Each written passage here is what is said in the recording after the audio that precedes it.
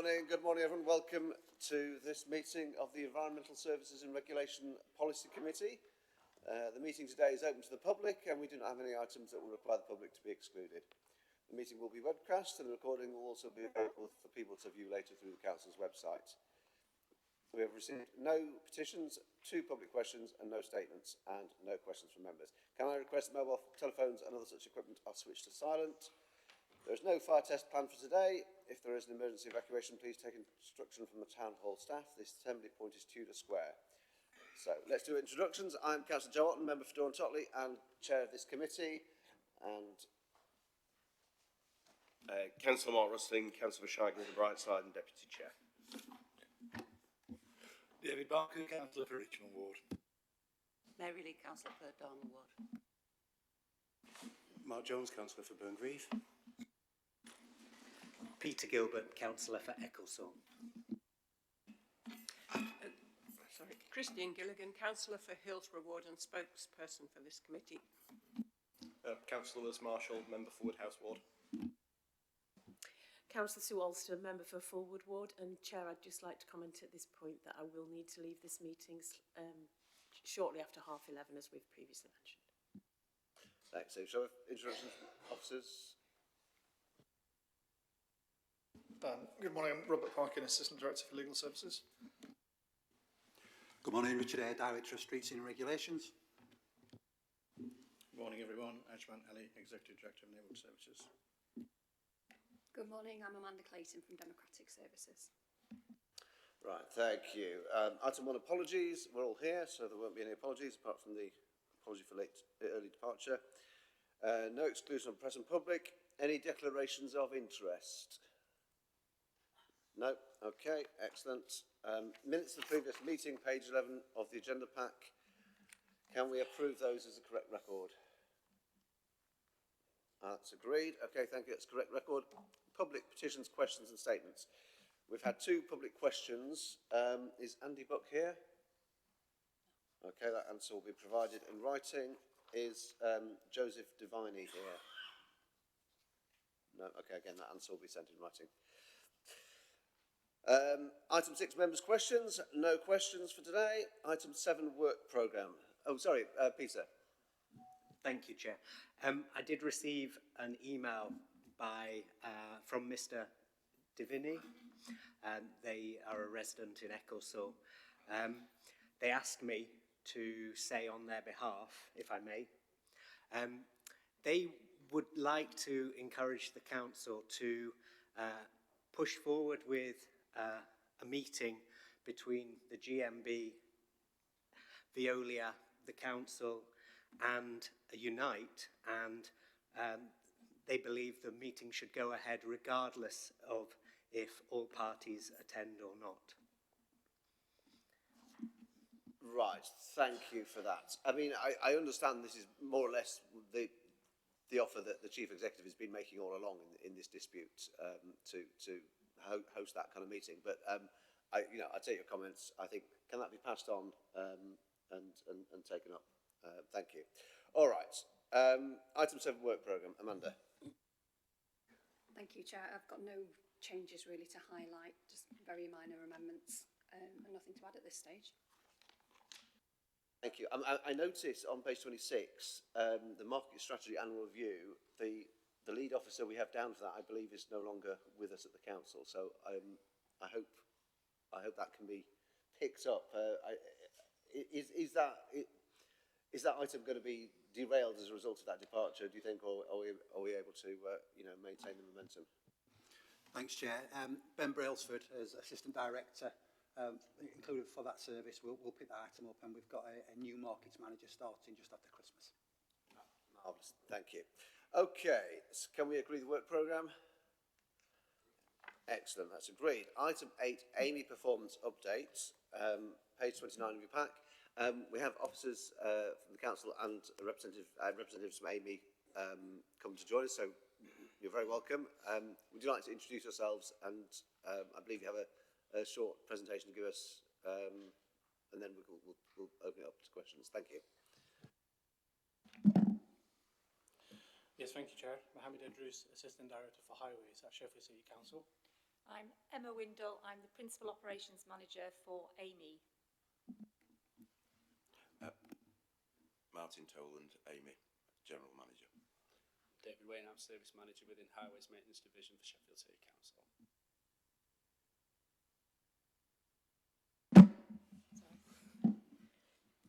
So I was asked to give you all an update on where we are with street cleansing, following a proposed change to the service, which we've now implemented. So I was asked the question as to why this change was needed. What I want to be clear is that this isn't about Amey not delivering its obligations under the contract. They have been delivering it and largely meeting all the contractual requirements. Any shortfalls in that contractual requirements are dealt with through the normal commercial routes you'd expect in this kind of PFI contract. However, the contract's been in place for just over 12 years and Sheffield has changed a lot in that time. We've gone through COVID, we've gone through lots of changes to the city centre, lots of redevelopment, lots of additional residential and significantly changing behaviours from the general public as well. So from my perspective, when I first came into this contract sort of 7 or 8 months ago, whilst the service was running adequately, it was largely based on a reactive model for operating. Now, reactive models are fine and they deliver largely, but what they don't do is allow the opportunities for development and improvement. Because by the very nature of reactive work, you're chasing a performance requirement rather than standing back and looking strategically at what's actually required. The focus is on individual jobs rather than the service overall. So what I did was took a step back and said, okay, what do we need to continue to sort of modernise, if you like, the service that we're providing to the residents of Sheffield? And to modernise the service, we needed to change the way we delivered it.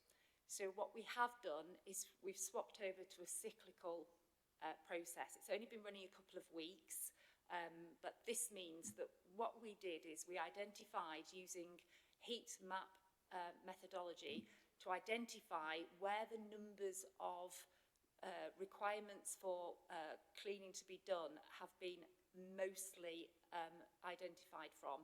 And we've taken those areas as a starting point as needing the most frequent cyclical cleans. We've probably taken a bit of a risk going live with this in mid-leafing season, but nonetheless we needed to do it, and there's never really a good time for such a significant change. However, it needed to happen. We have started that model. What happens is, in this kind of change, is you have one initial cycle whereby we're in effect bringing things up to a standard. After that, it becomes faster, the process becomes faster, and therefore the cycle becomes more quicker, basically.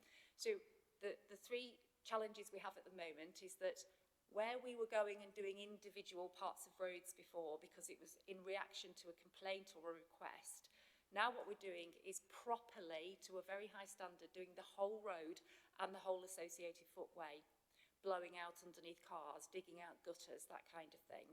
So that takes a little bit longer.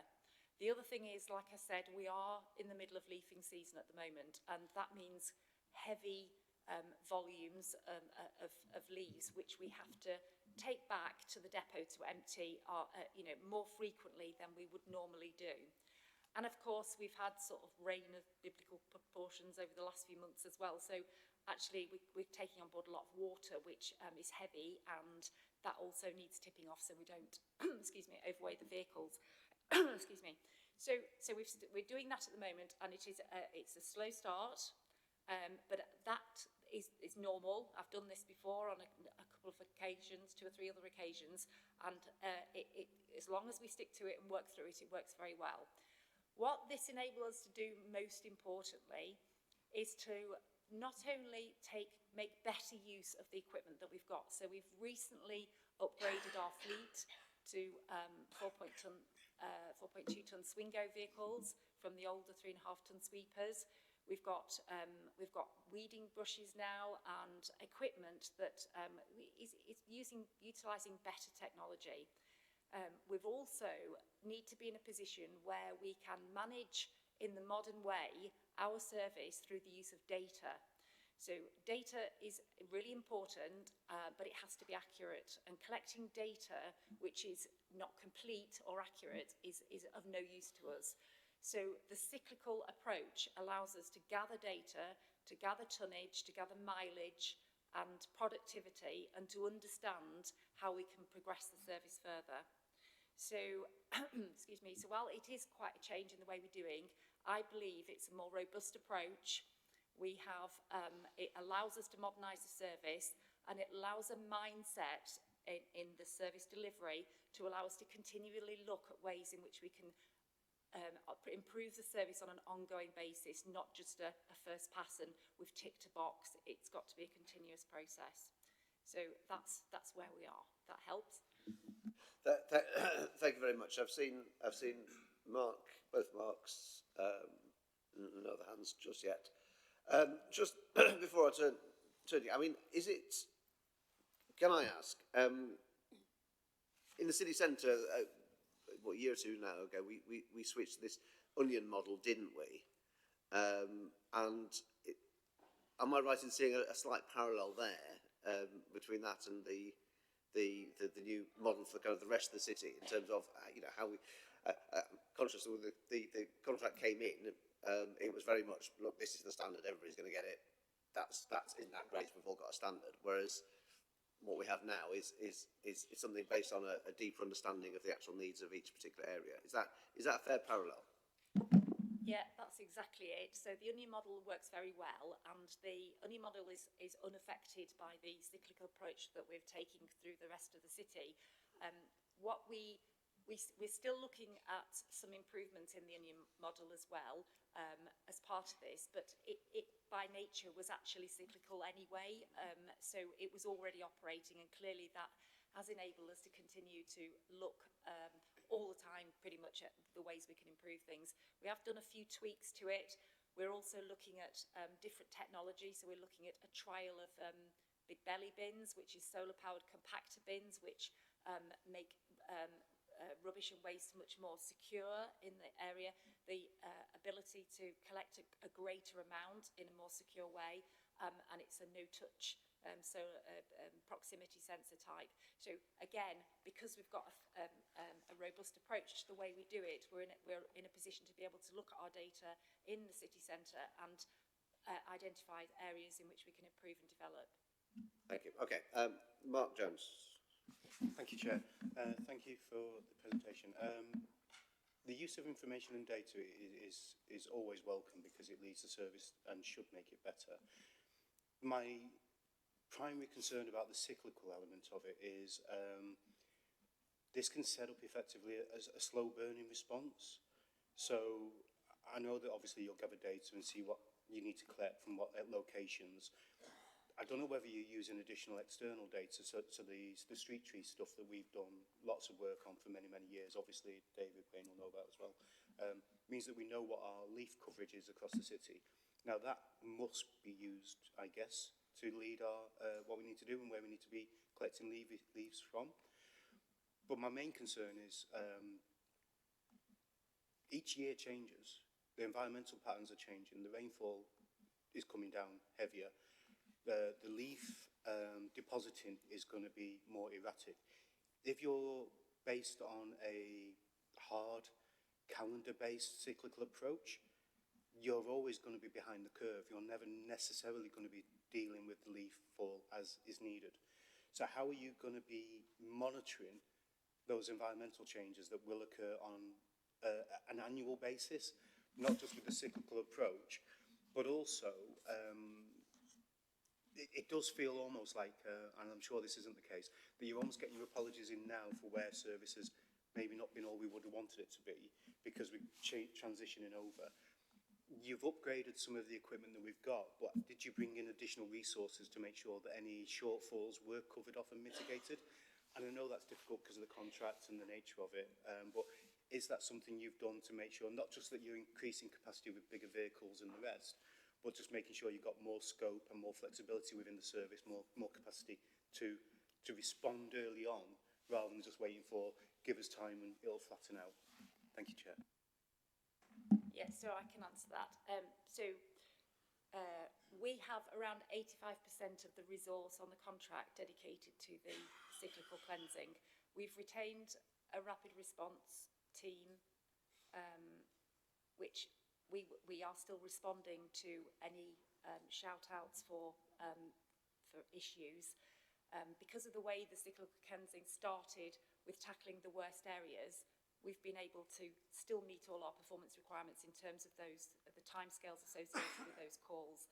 So we'll continue to monitor that, but we believe we're okay with that. In terms of your very well-made point about the resource, and yes, we did think about that.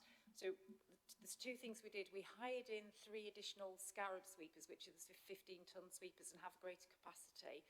We've been running those on night shifts since the 1st of October. We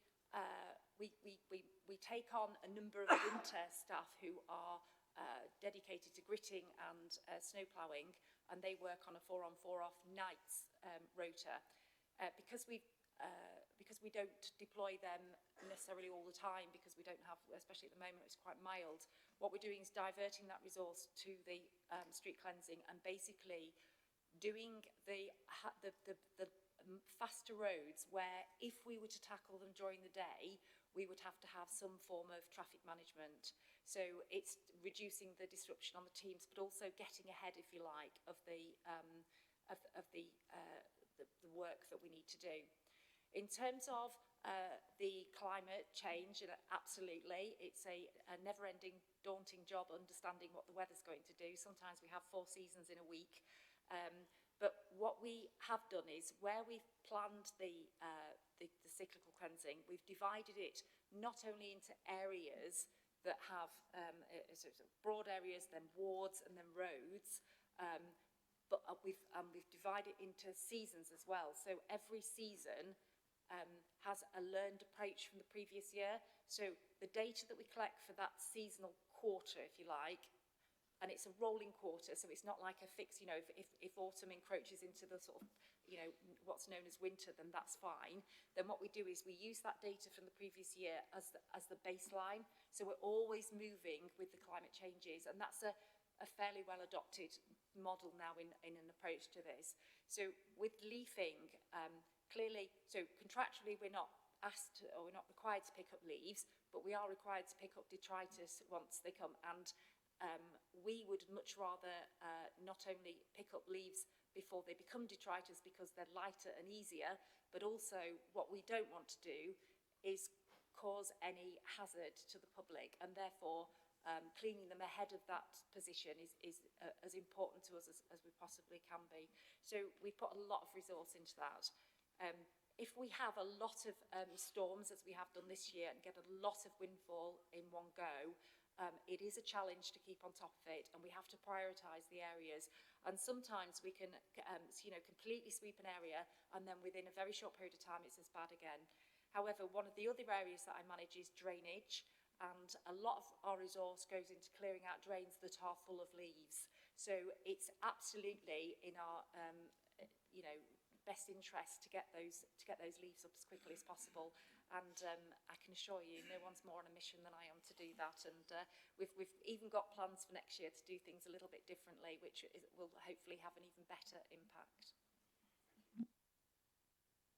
Yeah, I mean, I very much appreciate, certainly there's a couple of sites in my ward where preemptive clearing of drains, leaves and drains in ahead of flood events has made a big difference. So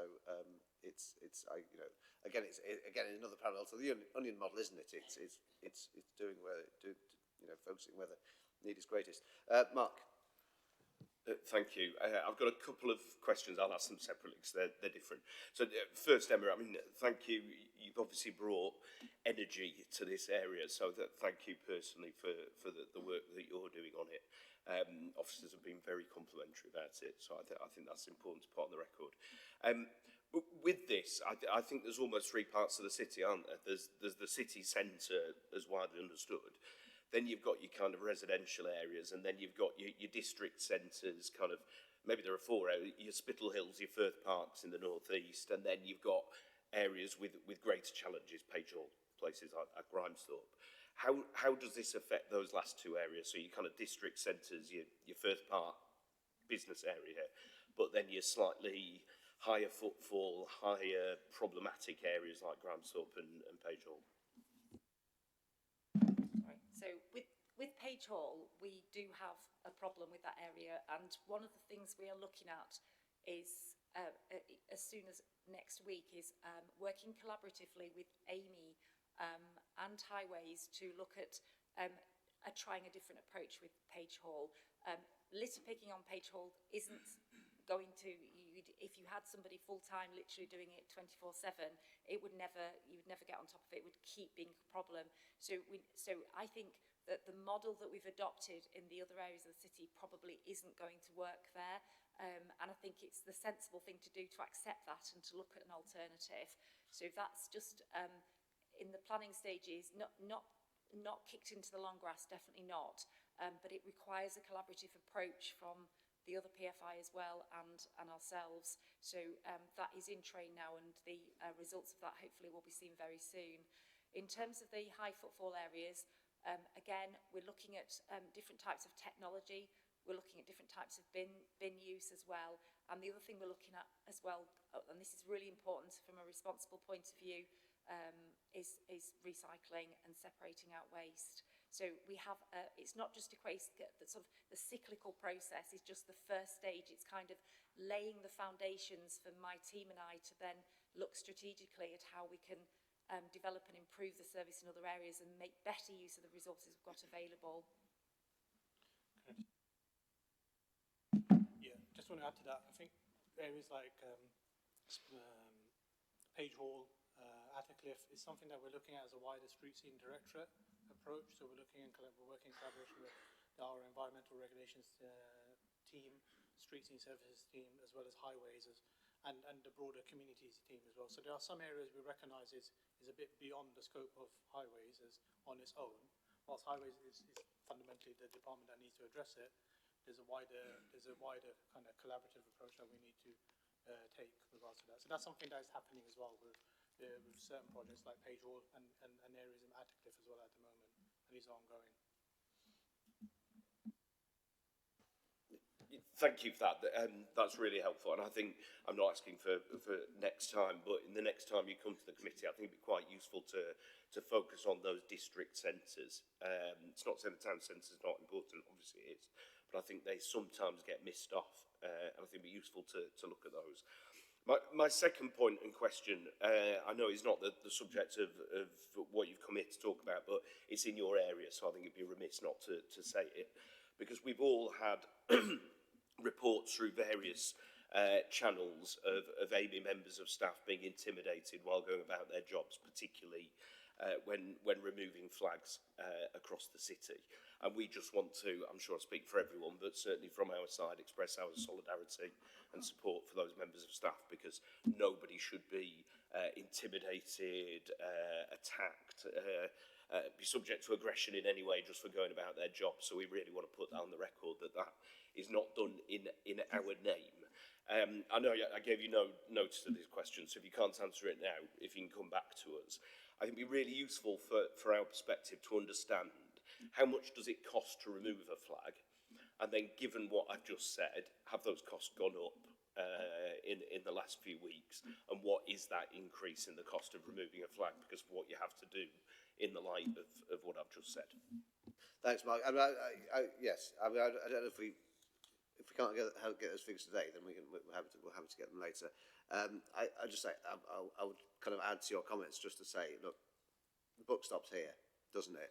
This is where the decisions are made, which and where responsibility is taken if you have a grievance with flags being put up or taken down or the street being cleaned or whatever it is, as a member of the public, you can come here, you can make your point, and it's not on to take your grievance to the people doing the honest day's work. Okay, sorry, thank you for that. So did you want to, yeah.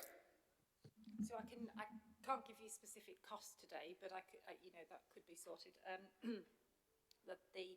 It has been a challenge for our team, and thank you for your kind words there. That means a lot. My team have been subject to a lot of abuse, and I myself decided I'd go and support the team and go out with them last Friday and to remove some flags which were on Christmas illumination points, and clearly they couldn't cohabit safely, so we took them down, and it was quite shocking really how we were treated by the public, and you know, very threatening and very aggressive. So and whilst I can't give you specific costs, what I can tell you is that there were 5 of us that went out with a mute vehicle and some specialist equipment. To remove an unauthorised attachment normally is 1 person and a few minutes. We took 10, 11 flags down in an hour and a half, and even school children were venting their views on us as well, so it's quite shocking really. But if that gives you an idea of, and obviously I can't expect an individual to go out and face that kind of wrath at all, it's not fair. Okay, thank you for that. So if we can go back to cleansing, hopefully, Sue. Thank you, Chair. I've just got a few sort of practical questions about the road cleansing, if that's okay. It seems to me perfectly logical to do a programme where you go round and keep everywhere clear, as long as you have got, and I know Councillor Jones raised the issue about keeping the data accurate so we know where we are.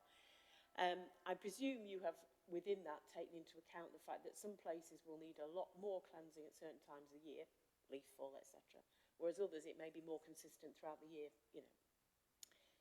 How would I, as a member of the public, know when you were likely to be cleaning my road? How frequently do you expect residential roads as opposed to, you know, well, you may want to say both, say more through routes to be cleansed? And you also mentioned that you have retained a rapid response team. What sort of incidents would you deploy those for? I presume, so I had a message yesterday, I'm sure councillors get them all the time. There's loads of leaves on my road, can you send somebody to clean them?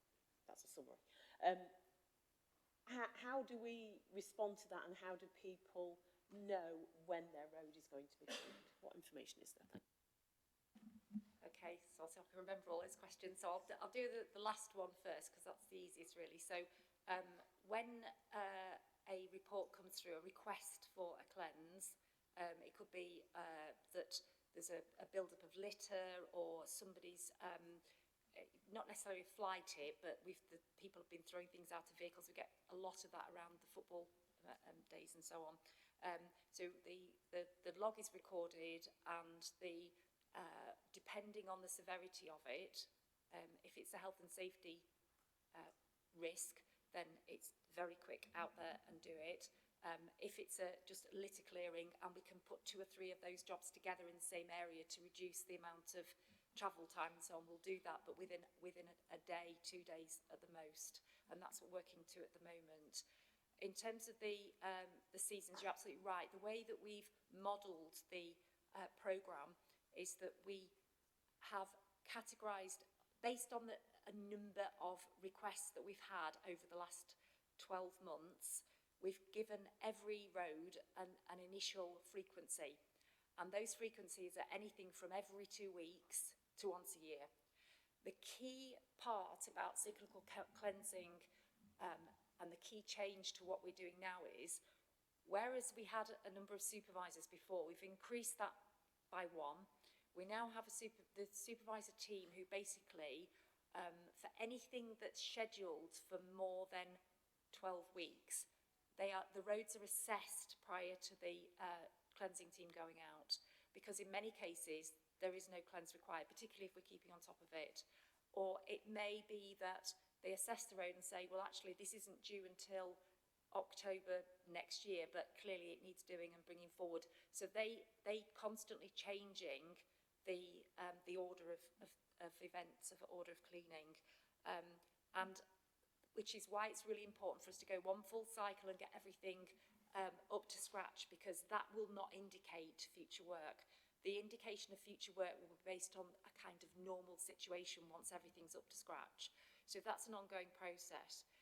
At the moment, what we can't give is a timescale, a timetable for collections, for street cleansing. And the reason for that is because, as I mentioned earlier, we've got higher volumes at the moment, which means extra trips back to the depot. And obviously, they're going back to the depot twice a day more than they would do normally, then that's a few streets that are not being done that would have been. However, and also in addition, we're doing a deep cleanse, which means quite often they'll be digging out, there'll be weeding and various things like that, so it just takes longer.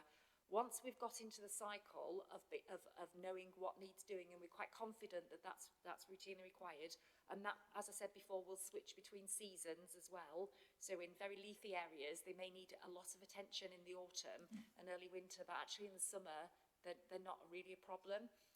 So once we've got that, we will be in a position then to publish a timetable for people to look to. And we would say that, you know, we're not going to do individual days, but we will do a 2-week window and say in that 2-week window, you would expect to have a clean. And to be honest, it's really important that we do that, because once we get to that point, we need to be able to manage things like parked cars. So if people are aware that they're going to have a clean, we can put signs up, we can do letter dropping and so on. But clearly, if we're not having to stop and blow under cars and whatever, it does make it a lot quicker for us to clean, and it's a better job as well. So that communication with the public is absolutely essential, but we kind of need to get to that stage first. Is that all the questions? I think that's actually a very good answer. And I think when the timetable is ready, and I know it's obviously, from what you're saying, not going to be very quickly, I think it would be really useful to draw people's attention to that and where they can see it, and, you know, to members in particular, but also, you know, to the public in general. So thank you for that. Thank you. Mary. Thank you, and thanks for you giving your talk. I'm just going back to the data, first of all. Does your data allow you to hone down into particular streets as well as a district centre, for example? So, you know, in my ward, I know lots of the streets, you know, year on year, there's very little litter and there's very few trees, so there's not maybe a lot to do, other than maybe once in a while. But in other parts of my ward, and I could take you to them now, they're heavily littered. Can you hone down to that level? And some of those streets have lots of parked cars, and with the best will in the world about telling people you come into, because cars will not be moved, partly because cars are coming and going constantly, and so, you know, not everybody is aware, and not everybody reads whatever you maybe put out, and not everybody goes on the websites to check. So would you be able to hone down to the level that I'd be interested in my ward? And I could take to those streets now, you know, because I've been around a long time and I know where they are. Yeah, and that's a really good point, because we actually need to have that data as well, because it may be that if we tackle a street at 9 o'clock in the morning, and we always go on a Tuesday at 9 o'clock and there's always lots of parked cars, then clearly that's not, you know, even given kind of, you know, information out, if it's not working at that time, we need to move it. The answer to your question is absolutely yes, we do hold that data to that level. We hold the data to the street, the number of cars that were parked, any obstacles, anything that's basically affecting the work, and we would adjust to the time of day as well to see if we could do it in a better way. We're also talking with the AHRs as well to see if the residents themselves could recommend a time that would be better, because if we're constantly failing at doing something, then we need to do it differently. We're not going to get a different result if we carry on doing the same thing. In addition, we are looking at different equipment as well, things that can cleanse around parked cars.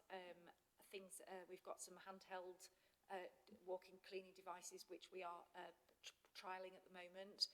There's new things that are coming on all the time. We're very keen to exploit the battery powered technology as well, rather than petrol powered things. So it's given us a great opportunity to try those out.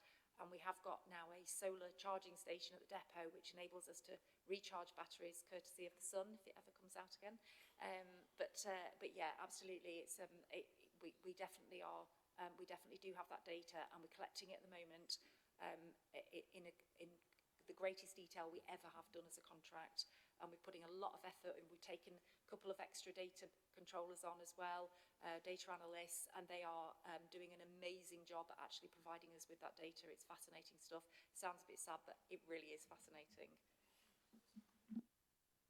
Would we be able to liaise with maybe the Amey Steward about what we believe are the hotspots in our area and yourselves to make sure that we're syncing and everything's Absolutely, and to be honest, we'd really, really welcome that. That's great. The more information we can get from the people that actually live in these places, that would help us. That would empower us greatly to be able to plan, because we are only relying on sort of almost anecdotal data at the moment, and some historical data based on when people are picking up the phone and asking for a clean.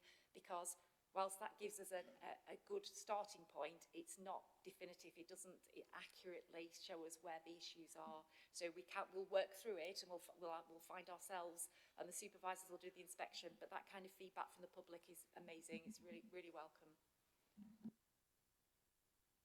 Thank you. Mark, you wanted another go? I've not seen any other hands, so I think Mark. Thank you for your indulgence, Chair. I was reflecting on the answers you were giving to us earlier, and I know in the previous presentation we did speak about fruit falling from trees as well, mostly acorns. I think I was going on about people rolling their ankles on. But we have got lots of fruiting trees across our network, from cherries to apples and all sorts of things. And I just want to make sure that that's fed into there, because obviously that fruit needs cleaning up quite early on. For several reasons. One, if we don't get it off the streams, we get lots of rats coming along eating it and encourages rodent infestation. But also, I was also reflecting on the bit about the getting the leaves before they become wet, which seems critical. How are we disposing of our leaves? Because we can't really compost them and use them for a lot else because they're full of toxins from being on the roadside. So is there going to be a benefit to Amey from actually taking them earlier in the season when they're dry? Because I'm assuming you have to send them for incineration, but I'm not sure. Maybe you could clarify that element for how you dispose of all that stuff we're collecting. So yeah, at the moment they go to a composting plant. So I'm not entirely sure whether they are composted or they are worked. To be honest, I should know the answer to that one, but unfortunately I don't. But we do keep the brash separate and dispose of it separately. We pay for that disposal, and if it's waterlogged, it's heavier, and therefore it costs more. So there is absolutely every reason for us to collect the leaves early. In answer to your earlier question, so I'm fortunate that in my role I manage quite a few of the services, the arborists, the grounds maintenance, the drainage teams, and street lighting and so on. And one of the things I've done since I started in this role is to look at how those teams can work more collaboratively together. So the ARBS team working with the grounds maintenance and street cleansing to look at how we can improve cleansing in areas where, for example, the trees have got fruits and they can become very quickly a hazard. Does that answer your question? Is that okay? Thank you. I'm not seeing any other hands, so I just want to say thank you for coming and answering our questions on this occasion. I mean, good luck with the new regime for street cleansing. We all hope it works. Perhaps we can have you back once the pictures become clear, and we can talk about what we've learned from this. So thank you again for that. There are no specific proposals. I guess we agree to note the report. Yeah, that's agreed. Thank you very much, and thank you. So our next item is the budget monitoring. I think we have Jane. Do you want to come and speak to this? Thank you.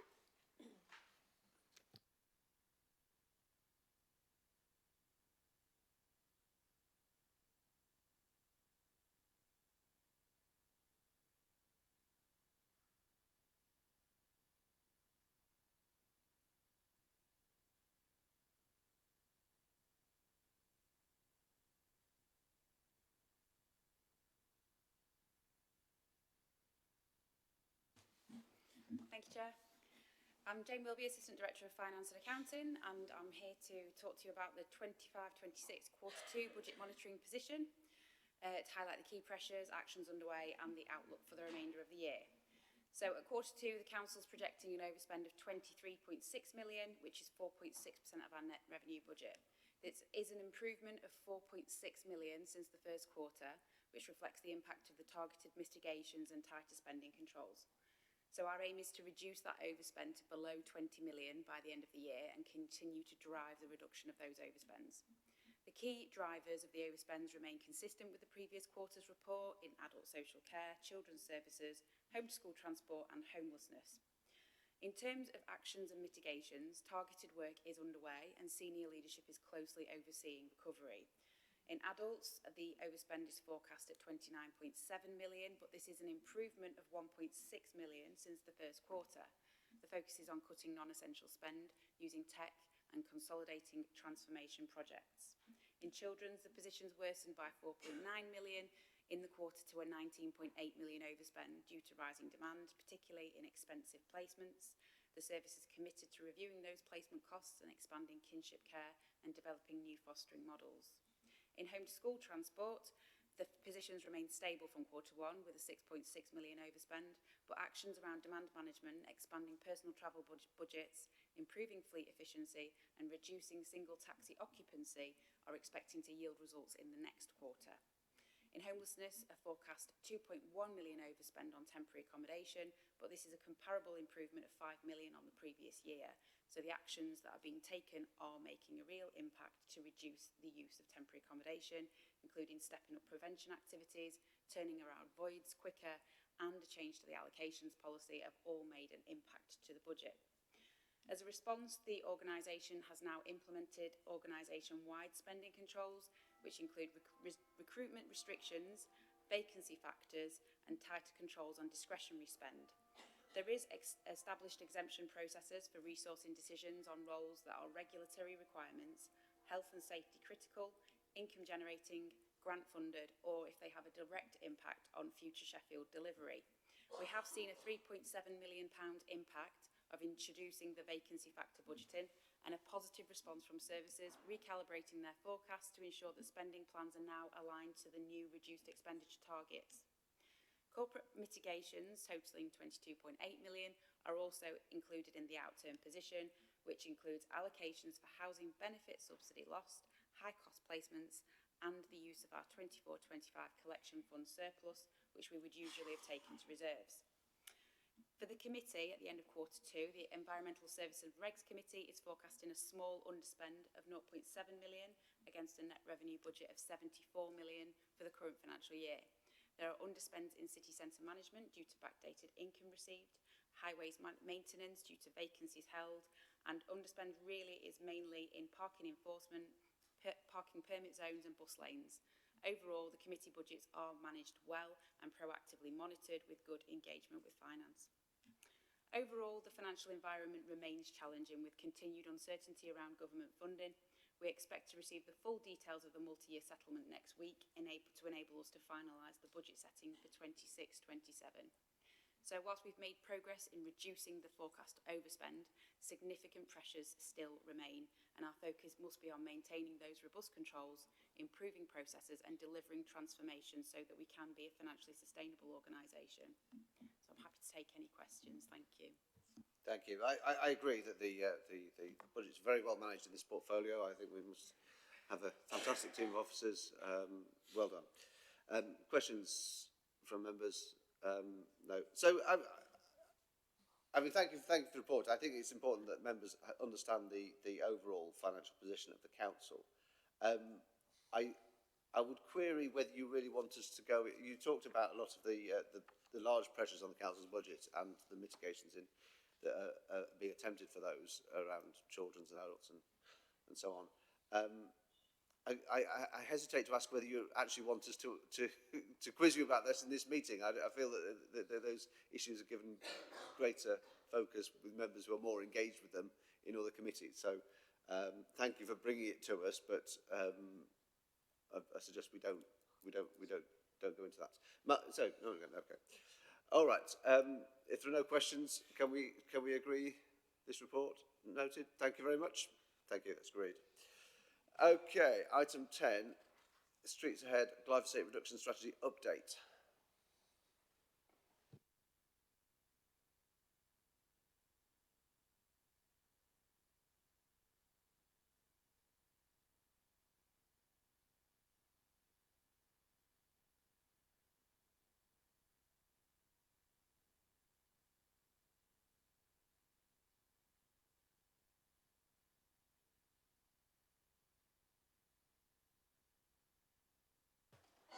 David, Mohammed, do you want to kick us off? Thank you, Chair. So as many of you know, the Council has been undertaking trials to reduce its glyphosate use on the highway network for 5 years now, starting from 2020. During the pandemic, this included significant field trials in the city, including the use of non-chemical methodologies such as foam stream and weed rippers, as well as trialling all commercially available alternative chemical solutions. For highways maintenance, these trials then evolved to become a complete cessation of use on any soft surfaces such as verges, shrub beds and other planted areas. This is now the basis of our current asset management strategy for highway verges and soft landscape areas. While this approach has yielded significant reductions in the amount of glyphosate used across the highway network as part of our planned maintenance works, this approach does not lead to a reduction in weed growth across the Council's highway verges and soft landscaped areas. The impact of this approach has yielded a year-on-year uptick in customer requests for additional weed killing. Consequently, this increased number of queries from customers has driven an increase in the corresponding reactive maintenance works. This reactive demand has caused a corresponding year-on-year increase in glyphosate usage. Officers work with Amey and their supply chain to source effective alternatives. Unfortunately, no products at this stage have been identified that are equally effective in both weed management, financial viability and legal compliance. This indicates that the market does not currently offer these types of products. Furthermore, legislation which was planned to be updated at the end of this year is now postponed until the end of 2026, with the EU extending their licence for glyphosate up to 2033.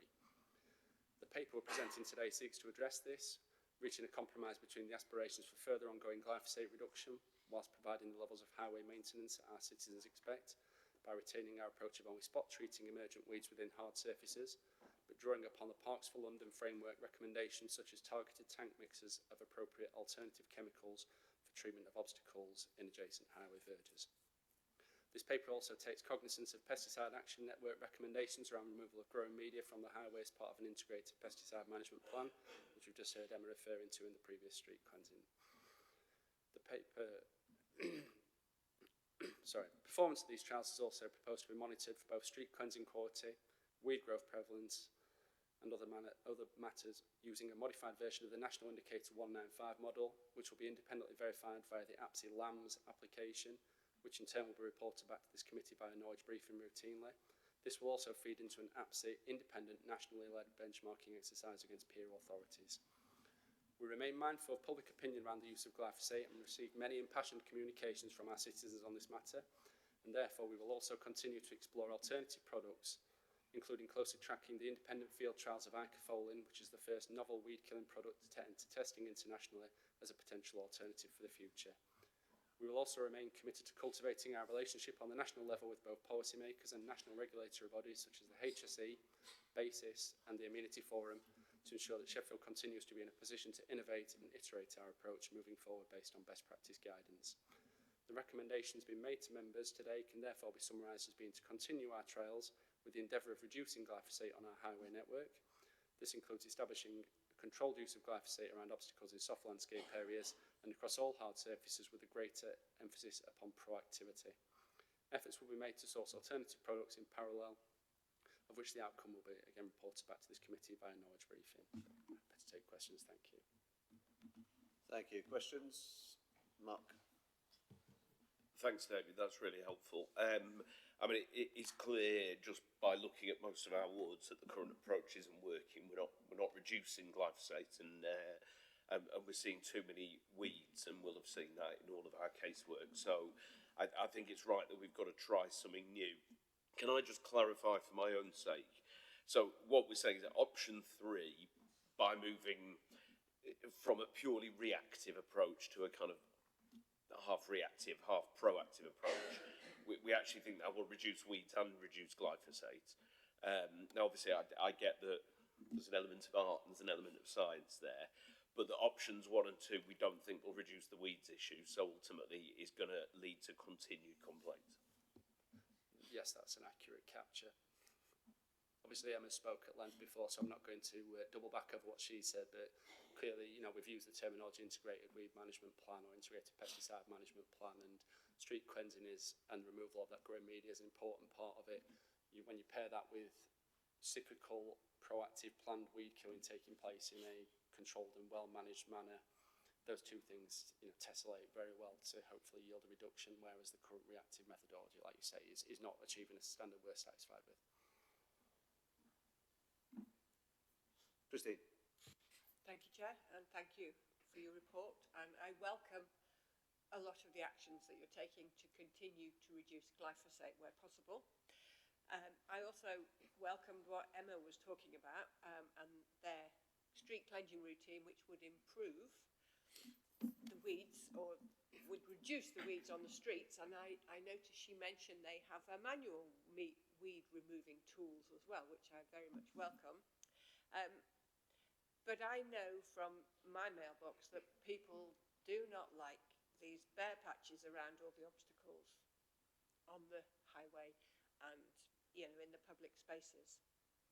And I would like to urge that we continue to look at alternatives to spraying glyphosate around these obstacles and, you know, looking at how the improved street cleansing routine reduces the need for glyphosate. And also, I would like the council to point out that weeds are not necessarily a bad thing. They might look a bit untidy, but, you know, obviously there's safety, and I have no problem with you using the glyphosate for health and safety. But if it's purely aesthetic, I think the council should be saying we need to protect our biodiversity. We're in a climate crisis. We're in a nature crisis. We've got to do something, and we just can't zap everything because it doesn't look nice. Thank you. I think there's valid points there around, and from our perspective, I think this is primarily taking cognizance of feedback we've had from members of the public around walkability of footways, and obviously trying to manage the aesthetic impacts of, you know, when you've got 3-foot high weeds growing around the bottom of lamp columns. This is not. There's a degree of nuance within this. Obviously, this is not going to include mindless weed killing for the sake of it. We've taken the decision that we're not going to introduce mowing strips, which is obviously for ease of strimming and reducing strimming workload. So when some local authorities, you'll see a nice yellow box all the way around, you know, which has got no aesthetic value whatsoever to the streetscape. I fully agree. So that kind of practice won't be taking place in Sheffield. This is purely to manage large-scale weed growth and prevent the either biotic or abiotic spreading of seeds into adjacent flagged areas and the resulting damage to the highway network and impact upon walkability or active travel options within those areas. Okay, Mark Jones. Thank you, Joe. Thank you, David, and bless you. Thank you. Bit late, but still all meant the same. David, I know that from previous work and previous existence within this portfolio, you've done a lot of work about making sure we can enable the public to plant out seed, a Sheffield brand seed that you derived and everything else. I know that you're a very capable officer and pragmatic, and you work with the public to try and deliver what we can to help them as best we can. And with this policy, I feel that you're hitting a good position again here, Chair. I know it's very presumptive of me to say this, but I understand that you're trying to facilitate what the public wants in the public realm to serve them. We're not spraying soft surfaces, we're spraying hard surfaces. The last thing any of us want, and Jules and Christine alluded to this, is for spiky, stabby weeds going through our pavements, disrupting the tarmac, causing a huge carbon deficit of having to redo all that stuff. And I believe you're doing a pragmatic approach to this of where something is available, we will use it. I'm not entirely taken by the view that we need to be educating the public better as to what is an appropriate street scene and what isn't. I don't think that's necessary. I think there is conversations to be had, but I don't think we need to be telling people they're ignorant because they don't like a weed growing out of a lamppost base. And I would like to go on record to say that for me, that isn't a position we want to be in. And we don't want to be in the position of encouraging detritus build-up and weed build-up along the side of our walls, in between our walls and pavements, because that's where litter accumulates. And it must be said that where we've got accumulations of litter, both unwanted plants and unwanted litter, that has a negative impact on our electorate. They see this as an area that's been neglected. They see this as an area that's been let down. They see this as service failure from the council. So, though I get that it's not what's pretty and what people want, it's about what people need. And we need to be mindful that the public realm that we all enjoy and live in has a profound impact on our mental well-being. So the more we can do to make people feel proud of their area, to make people understand that we do give a damn and that we are cleaning out the weeds, I think the better. Whatever we do it, whether it's burning, brushes, glyphosate, I frankly know that we're doing the best we can in these circumstances we have. And as long as the public feel confidence in us and feel that we care, that's where I want to see us going to. And I think option 3 is an attempt at that, Chair. So thank you for your work, David. I won't be here next year, so I'm sure you'll be carrying on the great crusade without interference from the likes of me. And thank you, Chair. Thank you. Did you want to respond to that? I mean, it was a comment, I suppose, more than a question. Okay, thank you. It's a comment, but thank you very much, Councillor Jones. Sue. Thank you. Yeah, I think mine's probably going to be more of a comment than a question, but just one question. I'm just interested to how many times or what proportion of requests, stroke complaints, however you want to word them, from the public to clear additional weeds are in relation to aesthetics as opposed to safety. I mean, I think I would support, which I think is maybe what Mark and Christine were saying, that safety is very different, where we need to maintain our highway to keep it safe and not have cracks appearing and what have you, and where we need to remove weeds for visibility issues. It's very different from removing weeds around the bottom of a lamppost or a street sign just because, and I would definitely support doing what we need to do to maintain safety. I'm far more reluctant to do more than that just for aesthetic purposes. So yeah, I just wondered where the balance of the complaints come from, really. A lot of the complaints we've reviewed as part of this paper make reference to obstructions within footpaths or impact upon, not necessarily using the term walkability, but certainly, you know, the impact upon active travel options. You know, a lot of people say they've been impeded when they've been trying to use bicycles on remote footpaths, or when they've been walking their dogs, they've been adversely impacted by overhanging or encroaching vegetation or vegetation coming through the surface. So whilst they might not explicitly say, this is an impact upon my personal safety, this is a highway defect, which is a tripping hazard, certainly the strong sentiment that's come from the customer complaints that I've reviewed has been, or the request for service I've reviewed has been that there's been an adverse impact upon that person's enjoyment or use of the highway network, not necessarily just this is an eyesore and it needs resolving. There's been that underlying sentiment of this impacts the usability of the highway in my area. I mean, I'm happy to report back, because obviously we're going to be tracking customer engagements throughout this year. We're also doing a lot more on-site physical monitoring using this enhanced Amey app that we've worked to develop and the enhanced monitoring methodology we've developed. I'm happy to report back, you know, through knowledge briefing or similar to yourselves as to how that's mapping through in terms of the customer engagements we're getting through the year. I think that would be very useful, actually. Thanks. Peter. Thank you, Chair. The benchmark, or sort of the first major study that led to glyphosate being viewed as safe, has recently been withdrawn from the journal that published it in 2000 due to ethical concerns. It turns out that the paper was ghostwritten and basically relied on Monsanto scientists for that paper. So the whole belief that glyphosate is safe is built on a lie. The most recent major study on glyphosate from 2025 shows strong links to cancers and leukemia. So my question is, when residents call up asking for weeds or vegetation to be dealt with, is there any education for the public about the dangers of our current intervention? You know, do we warn residents that yes, we can spray to get rid of the weeds, but we are introducing carcinogens into their neighbourhoods? There's a number of moving parts within that question. I'll try and address them all, but please do let me know if I don't capture everything.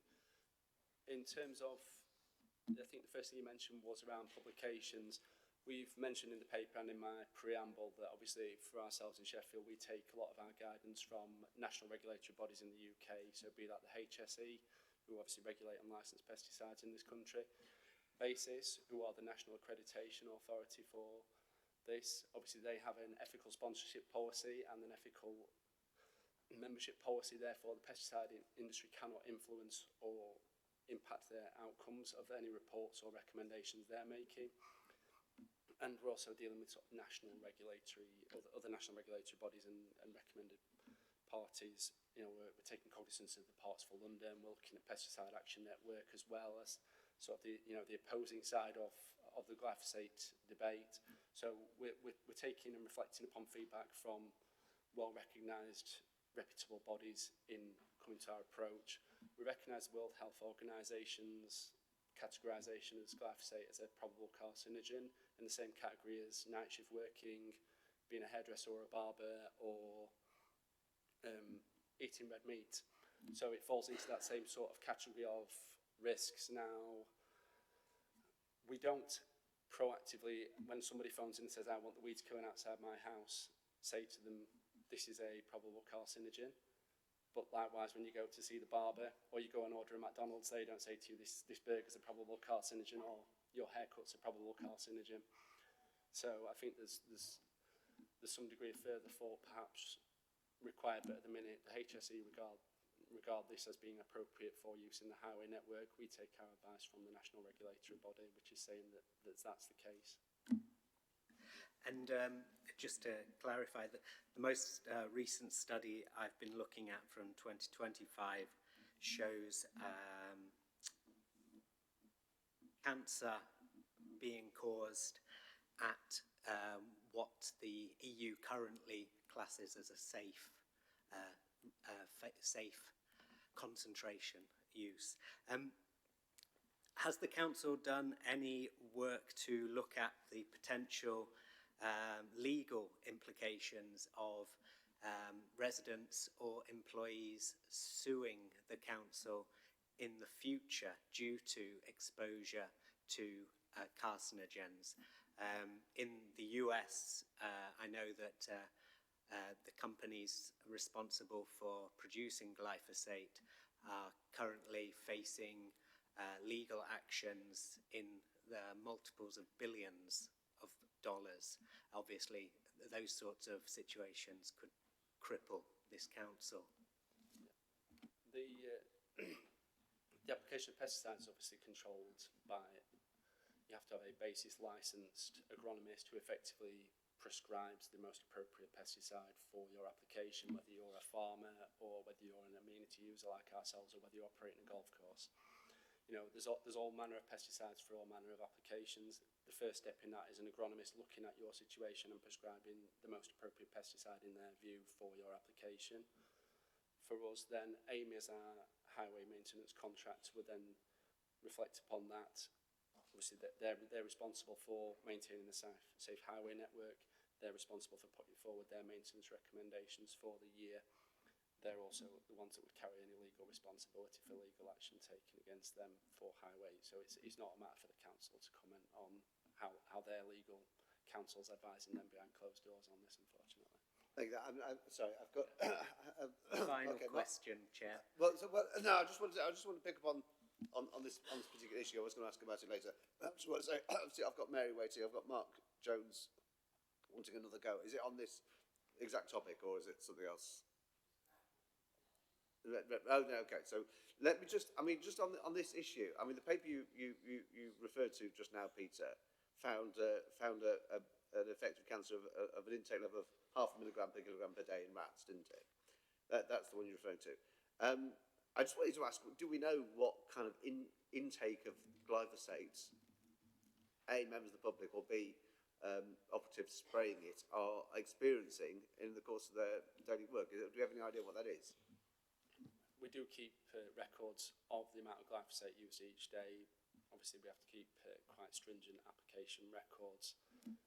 But is anybody actually taking it in, breathing it in, or aspirating? The quantities required to hit the EU NOAL, the exposure limit, effectively, that the EU deem as safe, is quite a significant amount of glyphosate. You'd have to be physically swigging it out of the bottle, effectively. Right. Okay. So yes, there's some reassurance, Peter, that nobody's swigging it out of the bottle. It's going on hard surfaces. It's not. We're not licking the surfaces. I mean, I'm personally concerned about the use of glyphosate as a crop desiccant before harvest, because clearly, whether it, we hope we're told it breaks down over time. By the time you eat it, it should be gone. But that seems to be a route for which people might be exposed to risk, whereas applying it on a hard surface feels like lesser risk. Yeah, just want to add to this. I think it's important to note that we do rely heavily as well on the Health and Safety Executive paper as well, and their review. So the Health and Safety Executive is who we refer to, who would typically take all this research and be able to consolidate it as well into a position which kind of serves as the basis for our operations going forward. So there is many chemicals that are processed through that procedure, and in this case, it's the same thing. Now, the context of the British government extending its license for another year is grounded in Health and Safety Executive's request to extend it by a year, so they can undertake further review. So that's something we will have to keep an eye on as well going forward, because I acknowledge the fact that there is a significant amount of research that has been undertaken. There's a significant amount of research that's been critiqued and some research that's been promoted, but we do require that independent body to have a look at all of that and then provide us with that grounding, so that we can then, and then that forms the base of the legislation. I do appreciate that answer as a kind of technically correct answer. I'm just also wanting to get a sense of, is there actually intake of thing? Are for example, operatives who are spraying, do they wear masks? Are they working upwind rather than downwind of the thing they're spraying? In which case, so they don't get it in the face. And so, if there is any take, what sort of quantity is it? Is it in the order of the quantity that this new paper seems to find at risk, or is it nowhere near that? I mean, those seem to me to be the important questions. And I appreciate you might not have direct answers to that. Peter, sorry, you did have one last question, didn't you? Thank you, Chair. Yeah, and that's really interesting there, as of course, if we're spraying it around the place, it can build up. It can also run where we don't necessarily intend for it to go, into water sources, if it rains, things like that. You've got pets going around low to the ground in that sort of thing. I'm not sure residents would want their dog exposed to carcinogens just to get rid of a dandelion. But also we've talked now about public health, human health, animal health, but now let's talk about biodiversity again, because this chemical kills biodiversity. It kills earthworms, it kills butterflies, it kills bees. We're in a biodiversity crisis. I've heard a lot about people complaining about greenery in the highway, but is there any data, have you done any studies on the effects on Sheffield's biodiversity of glyphosate use? So microbiome is part of a project that we're discussing as part of our local biodiversity action plan with colleagues in ecology. So obviously there's been no glyphosate spraying on soft surfaces for the last 5 years now in Sheffield. This will form part of that strategy over the next year to track. I mean, sorry, Peter, it feels a little bit overblown. We're talking about spraying around lampposts on, you're well aware in your ward, of course, that Councillor Masters has driven a great deal of verge rewilding. That seems to me, you know, a significant biodiversity project. You get whole verges that are allowed to exist in a more wild state. A little bit of weeds around a lamppost, is that really what the biodiversity crisis is all about? I struggle to see that that's a proportionate kind of take on it. Well, I agree in the way you look at that. A few plants around a few lampposts, but if the insects land on them and then move off, you know, you can cause a lot of damage by introducing it into the area. It's not necessarily that you're removing pollinating nectar-rich flowers from that lamppost that's causing the biodiversity damage, but simply by introducing glyphosate into that area can have knock-on effects throughout the area. Oh, well, okay, I'm not entirely sure what exact knock-on effects you're talking about, but okay. Let's go back to the questions. Mary.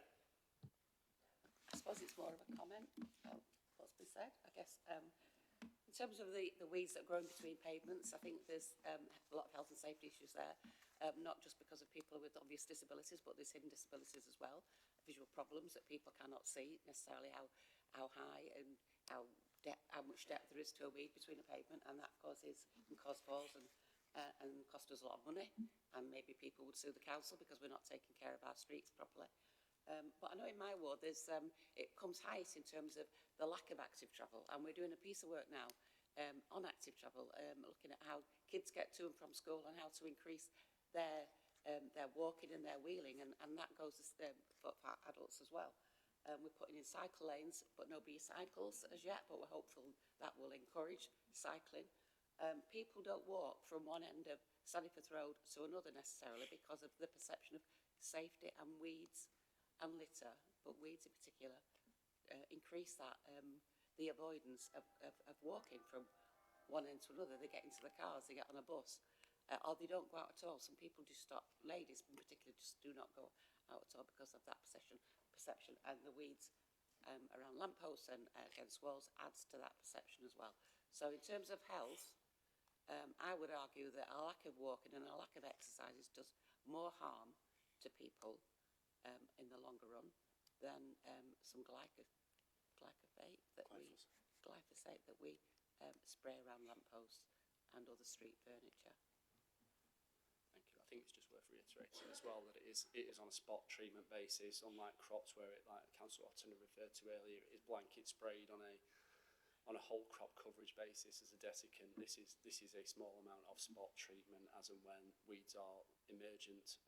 There's no preemptive spraying, there's no spray just in case a weed grows. This is very much, there is a weed, it will be sprayed. If there's no weeds, if residents, there's a great deal of active schemes already taking place, and we're getting more momentum with this across the city where people are actively going out and weeding footpaths and other areas in their communities. If there's no weeds, there won't be any spot treatment, therefore no glyphosate will be used. So obviously I know there is some take up with that within your constituency as well, Councillor Gilbert. Can you give us a sense, sorry to butt in with other people's questions again, if we're talking about a spot treatment around a lamppost or a road sign column,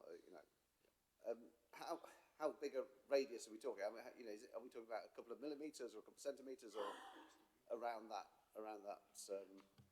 column? It's obviously Amey tend to use a controlled application nozzle. They've got stringent application criteria around what the wind speed can be to ensure there's no untoward drift as well. Therefore, we'd like to hope it's a matter of a couple of centimetres around the bottom of these kind of highway obstacles. Okay, all right, thank you. Well, obviously, the smaller you can make that radius, the better. Yeah. Right, I've got both Marks wanting another go. Mark Jones. Thank you, Chair. I'd like to pick up on some of the things that you've highlighted and some of the things that Councillor Gilbert said. Councillor Gilbert, as a scientist, I know that science is often not a hard or fast thing. Our knowledge evolves over time. To recklessly dismiss an entire argument because it doesn't suit your narrative is irresponsible. And it just causes anxiety. I know there's lots of people concerned about the possible impact of glyphosate, and there are a lot of people that take that seriously.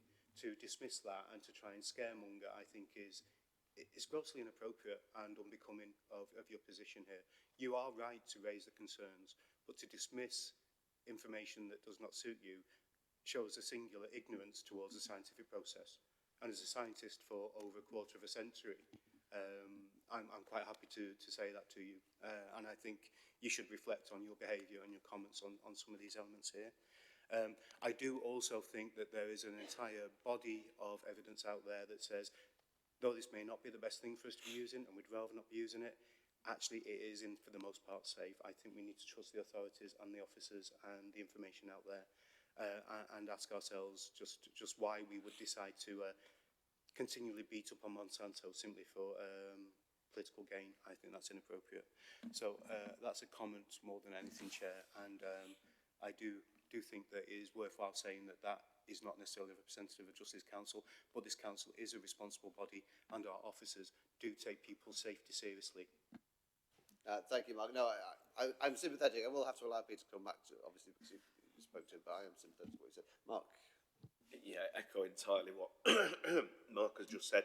I mean, if we're referring to the report, page 72, 10.1.2, based on the EU no observed adverse effect level for glyphosate, you would have to drink 6 pints of glyphosate every day for 2 years for it to have an adverse effect. That's what the EU level is saying. That is clearly not what is being proposed here.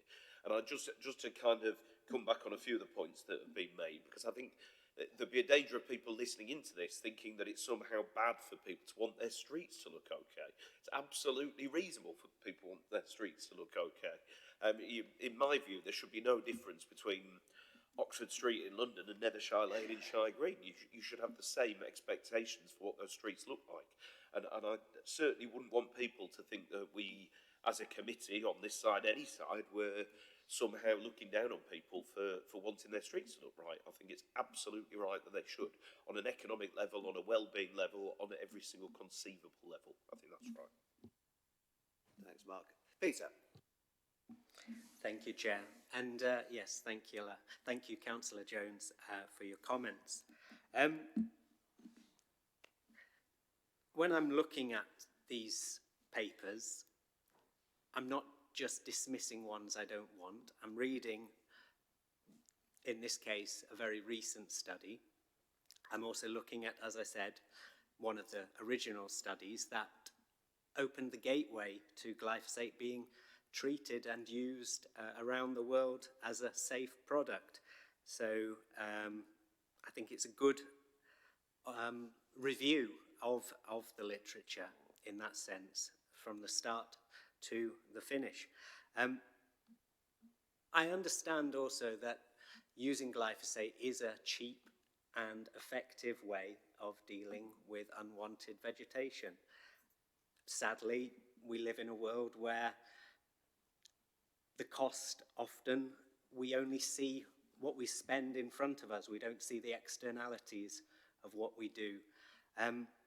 And I want this council to continue moving towards reducing glyphosate. I believe this council does also want to reduce its use of glyphosate. Why does it want to reduce its use of glyphosate? Because we recognise that it's not a healthy thing to be having in our environment. Thank you. Thank you. So I did have a couple of comments of my own, some of which have already been touched on. Obviously, Peter's raised some challenges, which I think we're absolutely right to hear. I've had I think we've all had some correspondence on this, as I just wanted to refer to. A member of the public has written, a member of the public who I understand to be another mathematician, so as a mathematician myself, I'm sure he's right about what he says. But yeah, he writes that please don't vote this report through. Recent evidence, I think, is the paper Peter alluded to, shows glyphosate is even more dangerous than scientists thought. Is carcinogenic in very small doses. I mean, is he wrong? I mean,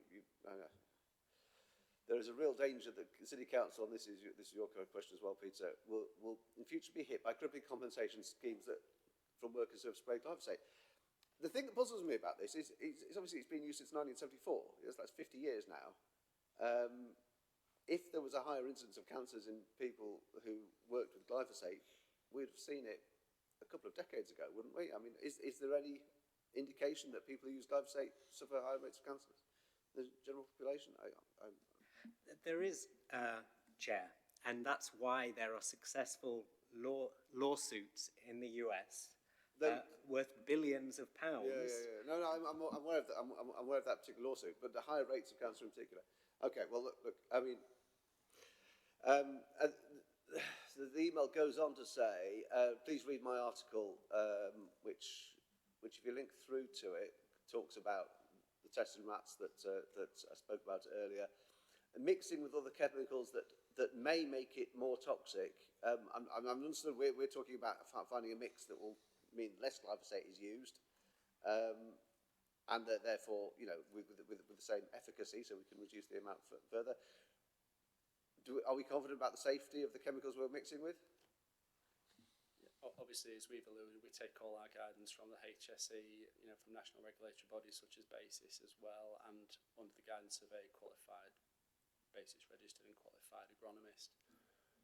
Okay, so and I noticed the other thing in this article that this member of the public has written and has linked to is a video which I've not actually watched now from the Pesticide Action Network. I did notice in our report we have a glowing endorsement for our strategy from the Pesticide Action Network, section 4.1.2, that as a council we're making really great progress. So I very much welcome that comment. So I think we've reached the end of the discussion. I think the proposal before us is that we choose option 3 as the officer recommendation. I think, sorry, Willis. Yeah, thank you, Chair. So just a couple of questions. You said about how, this is more so just to expand my knowledge rather than on this specific point, you said about how we'd only been using glyphosate on hard surfaces for the past 5 years, because that's what you mean by hard surface. Are you talking about specifically tarmac right next to the lamppost, or, because the reason why I'm asking is I'm thinking of places in my areas where there's a lamppost or a street sign or what have you, which is on a pavement, but what's actually around the lamppost, street sign, wherever, is actually grass. So is that considered a hard surface, or is that considered a soft surface? So I think the better term, so referring back over the last 5 years, the better term would probably be surfaces not intended to bear vegetation. So, for example, if you had a tarmac footway that had become where grass had then grown up through the tarmac and surrounded a lamp column, that would still be regarded as a hard surface. So could I just, so I'm thinking of sort of, I don't know what you call them, but like the patches of grass that are on the pavement that are deliberately for grass, there's still the sort of rings of a lack of any vegetation around them. So I was just wondering what you use to clear the vegetation around those. So vegetation creep from a verge across a footway would be managed either through manual removal by the grounds maintenance teams, or, as Emma alluded, we've now got weed ripping brushes upon the new road sweeping fleet. Therefore, that would be used as well as part of a management technique. So sorry, just to clarify, so not glyphosate then? Along those edges of verges, yeah, but that's not getting sprayed for ease of grass cutting or anything like that. Okay, thank you. So just moving the decision, the recommendation is option 3. Is option 3 agreed? Christine? Will you use the mic? Not agreed. Dissent. Dissent. Okay. Well, so I mean, do you want to propose one of the other options? Option 2. Option 2. I mean, option 2. We're advised we'll have more weeds on the highway and more use of glyphosate. Is that, as I understand it, is that how option 2 has been described? Is that? I understand you may be sceptical of that the glyphosate figure, but is that right? Can you confirm, David?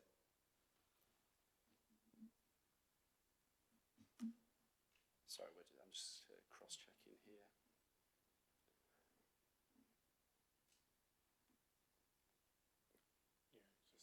Yeah, so effectively that would be what we've used for the last 5 years, which has caused the uptick in customer engagements and obviously uptick in corresponding reactive glyphosate usage. Okay, all right. Well, it's just so. Yeah, just very briefly. I mean, I think I sympathise with the idea of wanting to stick with option 2, but given what we've seen about the rise in the amount of glyphosate, I will support option 3. but I would like to see the information over a 12-month period and make sure that that uptick hasn't actually become a bigger uptick once we've changed this. I think it's really important that we do, and I know you will do, continue to monitor it. Thank you. Okay, so I think I'm going to have to put it to the vote between options 2 and 3, unless there are any other proposals. Sorry? Oh, yes, sorry, Christine, do you have a seconder for option 2? Option 2. Seconded, Okay, Chair. so can I see, I'm going to take option 3 and then option 2. Can I see those in favour of option 3, please? And those in favour of option 2? Okay, so option 3 has been agreed as the option to take forward. And so can we then agree the paper with option 3? Is that agreed? And that's agreed. No dissent on that? That's agreed unanimously. Thank you very much. All right, thank you for that. I think we've thrashed that out quite a lot, but I think it merited the amount of examination that we gave it. Item 11, rogue trading and doorstep crime reduction strategy. So we've got Ian Ashmore to present this. Do you want to kick us off, Ian? Thank you.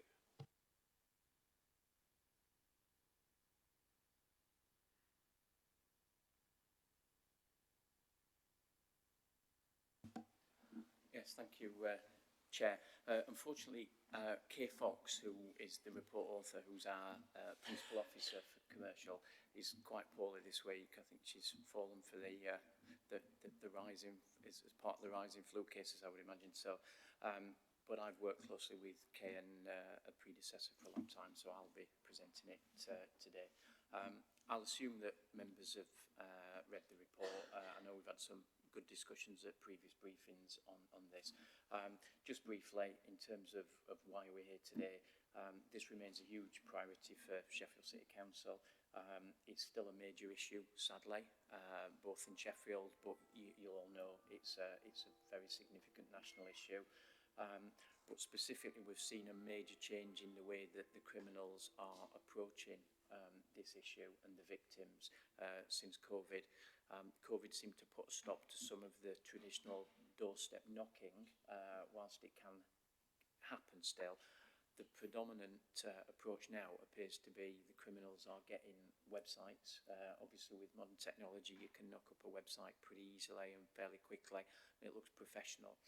And what we're finding is that they've nearly all moved on to having websites, and websites you can change very quickly. You can be up and down in no time whatsoever. So we know that historically vulnerable people were overrepresented as victims. We know that isolation and loneliness can be a factor for some victims. That's why community cohesion and good networks are really, really important, and watching out for people who are isolated and vulnerable. And we know that there's an increased risk of social care and support following an incident. Victims often are, doing okay for themselves, but following an incident, they can actually descend into needing more support. So it's a really significant issue.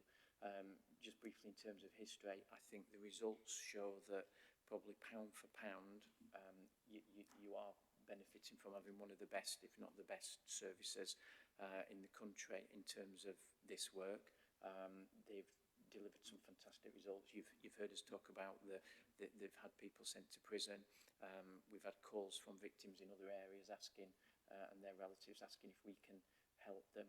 The team have developed significant skills over recent years in terms of achieving best evidence, which is where you've got very vulnerable victims who historically, may have had dementia, who in the current court system may not provide the evidence required, but there are techniques that can be used, and our team have been able to use those. You'll be aware of the Not Born Yesterday scheme, and you've seen publicity recently where we've managed to get a lot of refunds to victims from the banks, where they've done push payments to criminals, and the banks have initially blocked the payment and the refund. The team have worked closely with them on that. The Adult Safeguarding Partnership is an integral part of this, and they continue to fund one post in the service, and the team have excellent links with the voluntary and other sectors, and obviously the police and the banks, and have done tremendous amounts of work as part of that. So essentially in the committee paper that you see there, we've attached the core parts of the strategy, which is doing much more work on publicity. The good news is that is not going to cost you any more money, because the proceeds of crime money that we get back has funded that, so that is a benefit for that. Sorry, Ian, can you speak up a bit? I think you're not coming through on the webcast. All right, okay. Sorry, yeah, I'll go a bit closer to it. One of the things, because of the way that the website's working, oh yeah, that sounds a bit louder, doesn't it? Sorry about that. Have you picked up what I've said so far, broadly? Yeah. One of the issues is that although the team are proving very effective at catching people, and we know we've managed to stop a lot of offences and get some of these people off the streets and into prison, we do need a more advanced consumer advice toolkit, and that's one of the key things as part of this strategy. We absolutely want to, before people click on that website, before they commit to sending the trader the money, we've got to find better ways of actually stopping that. I signed off a prosecution last week. There were 6 or 7 victims there, and it's really sad reading the individual transcripts and seeing the text messages between the criminal and the victim, and they're all very similar.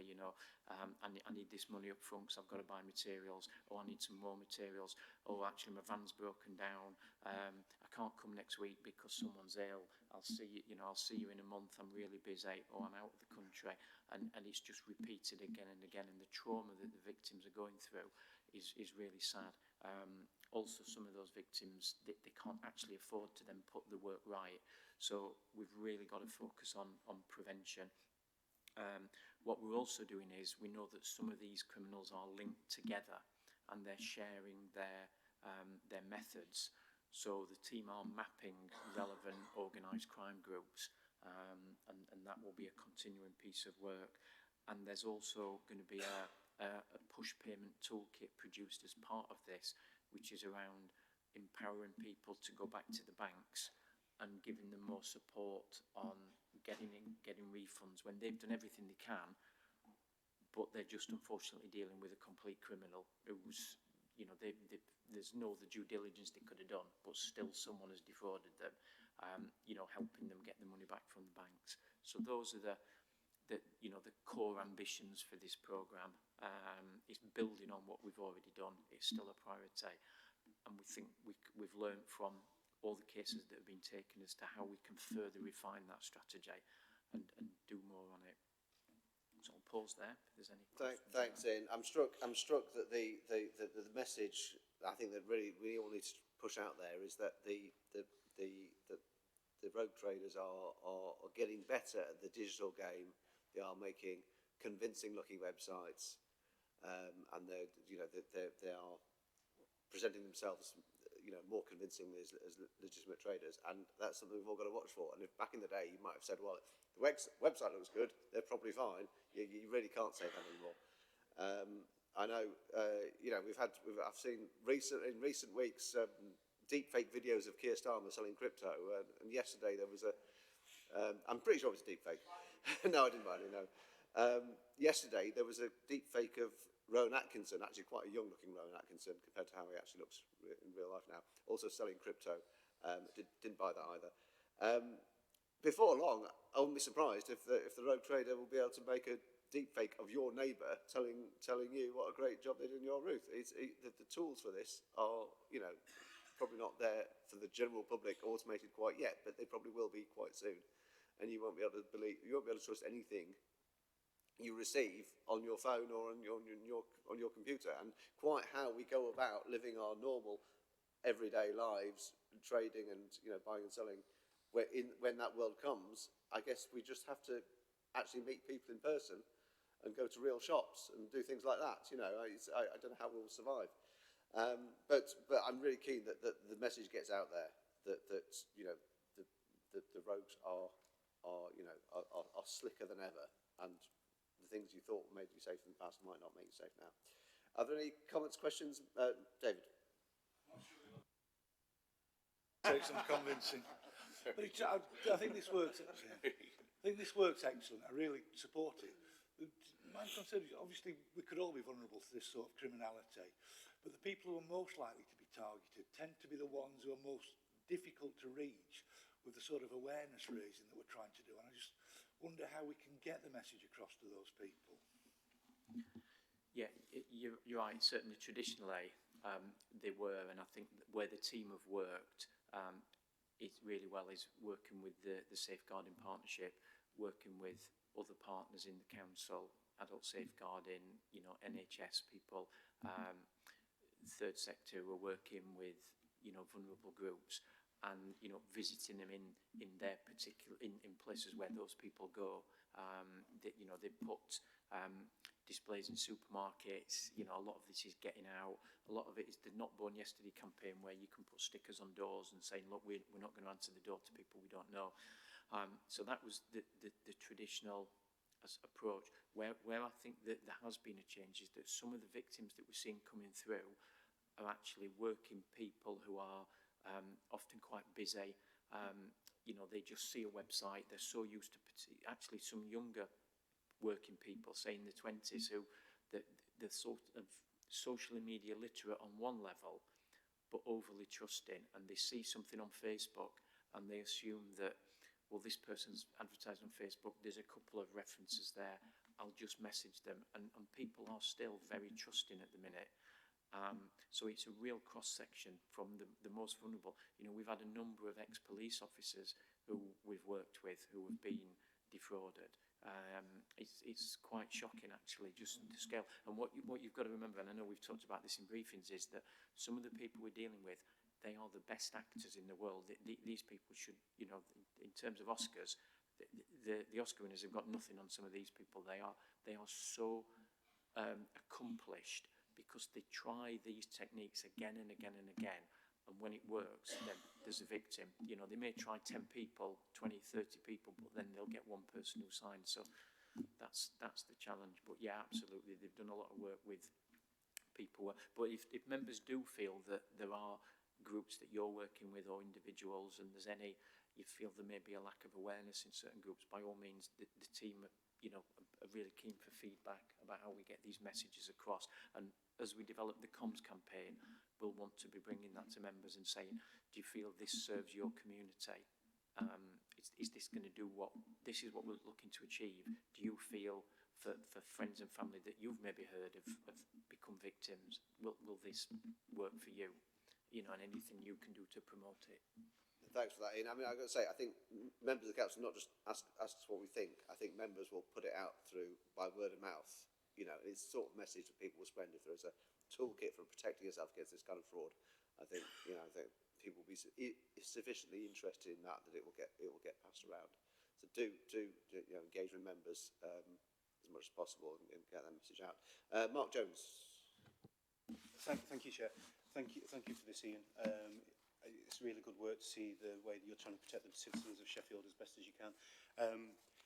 As part of a common element, I'd say we've moved away very rapidly from the blaming of the victim for being a bit stupid and naive, and the premise of buyer beware, from legislation from government and others to make sure that financial institutions play their role in helping to keep safe their customers and those that bank with them and everything else, and I think that's to be greatly welcomed.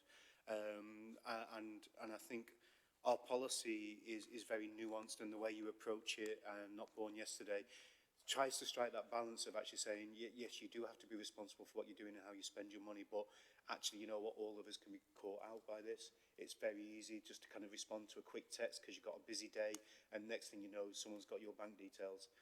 Because you're afraid your phone was going to be cut off and you weren't going to be able to use it anymore. So that I think is to be greatly welcomed. I guess my question here would be is it's good that we've started using the criminal proceeds law, and I know you've led a lot of work on this in very many areas, and it's to be welcomed. And again, that's a bit of legislation that I think we're using well. What I am wondering about though is some of those partners, and I know we don't necessarily have that many guild bodies that we can reach out to here, but the criminal proceeds bit is something that we can use legislatively. But what about the banking industry, the other partners here? If you go to London, you've got many trade bodies representing from street food vendors through to high-end jewellery makers. We don't necessarily have that environment here where there's all those different trade bodies to reach out to. But is there anything we as a council are doing to reach out to Trusted Trader and other organisations that represent and will also be having their names rubbished by rogues operating on their platforms to help us finance some of this work, to finance some of the outreach that we need to be doing, to finance the capturing of these individuals and bringing the public prosecutions? Because it's right that we capture people and we do make prosecutions where appropriate, but it's costly to us as a council.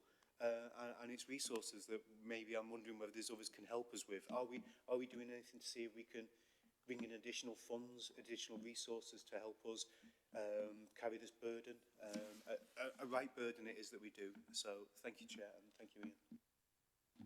Yeah. So just in terms of the work that has been done in that, certainly in respect to the banks, there's been ever such a lot of work done by the team in terms of working specifically with the banks, and we've seen some good benefits from that, where the banks have then come back to us or to victims and said, look, you know, you can't do this. I think nationally, the banks have been, in effect, they've been put on notice that they need to do more, and I think this push payment legislation is actually quite powerful, the fact that people can get the money back. So that's why now, if you are looking to transfer money, you'll probably find that process has got a bit harder, or there's a few more checks and balances there. Certainly in terms of the proposals you see in the report, we are going to be looking more at trusted trader type things, and whether there could be a role for that being expanded. But as Councillor Otten has said, that you know that there can be issues to bona fide traders as AI comes up and things like that. So there is going to be something that we've got to do, I think, to protect the good traders and actually differentiate them more from the bad traders.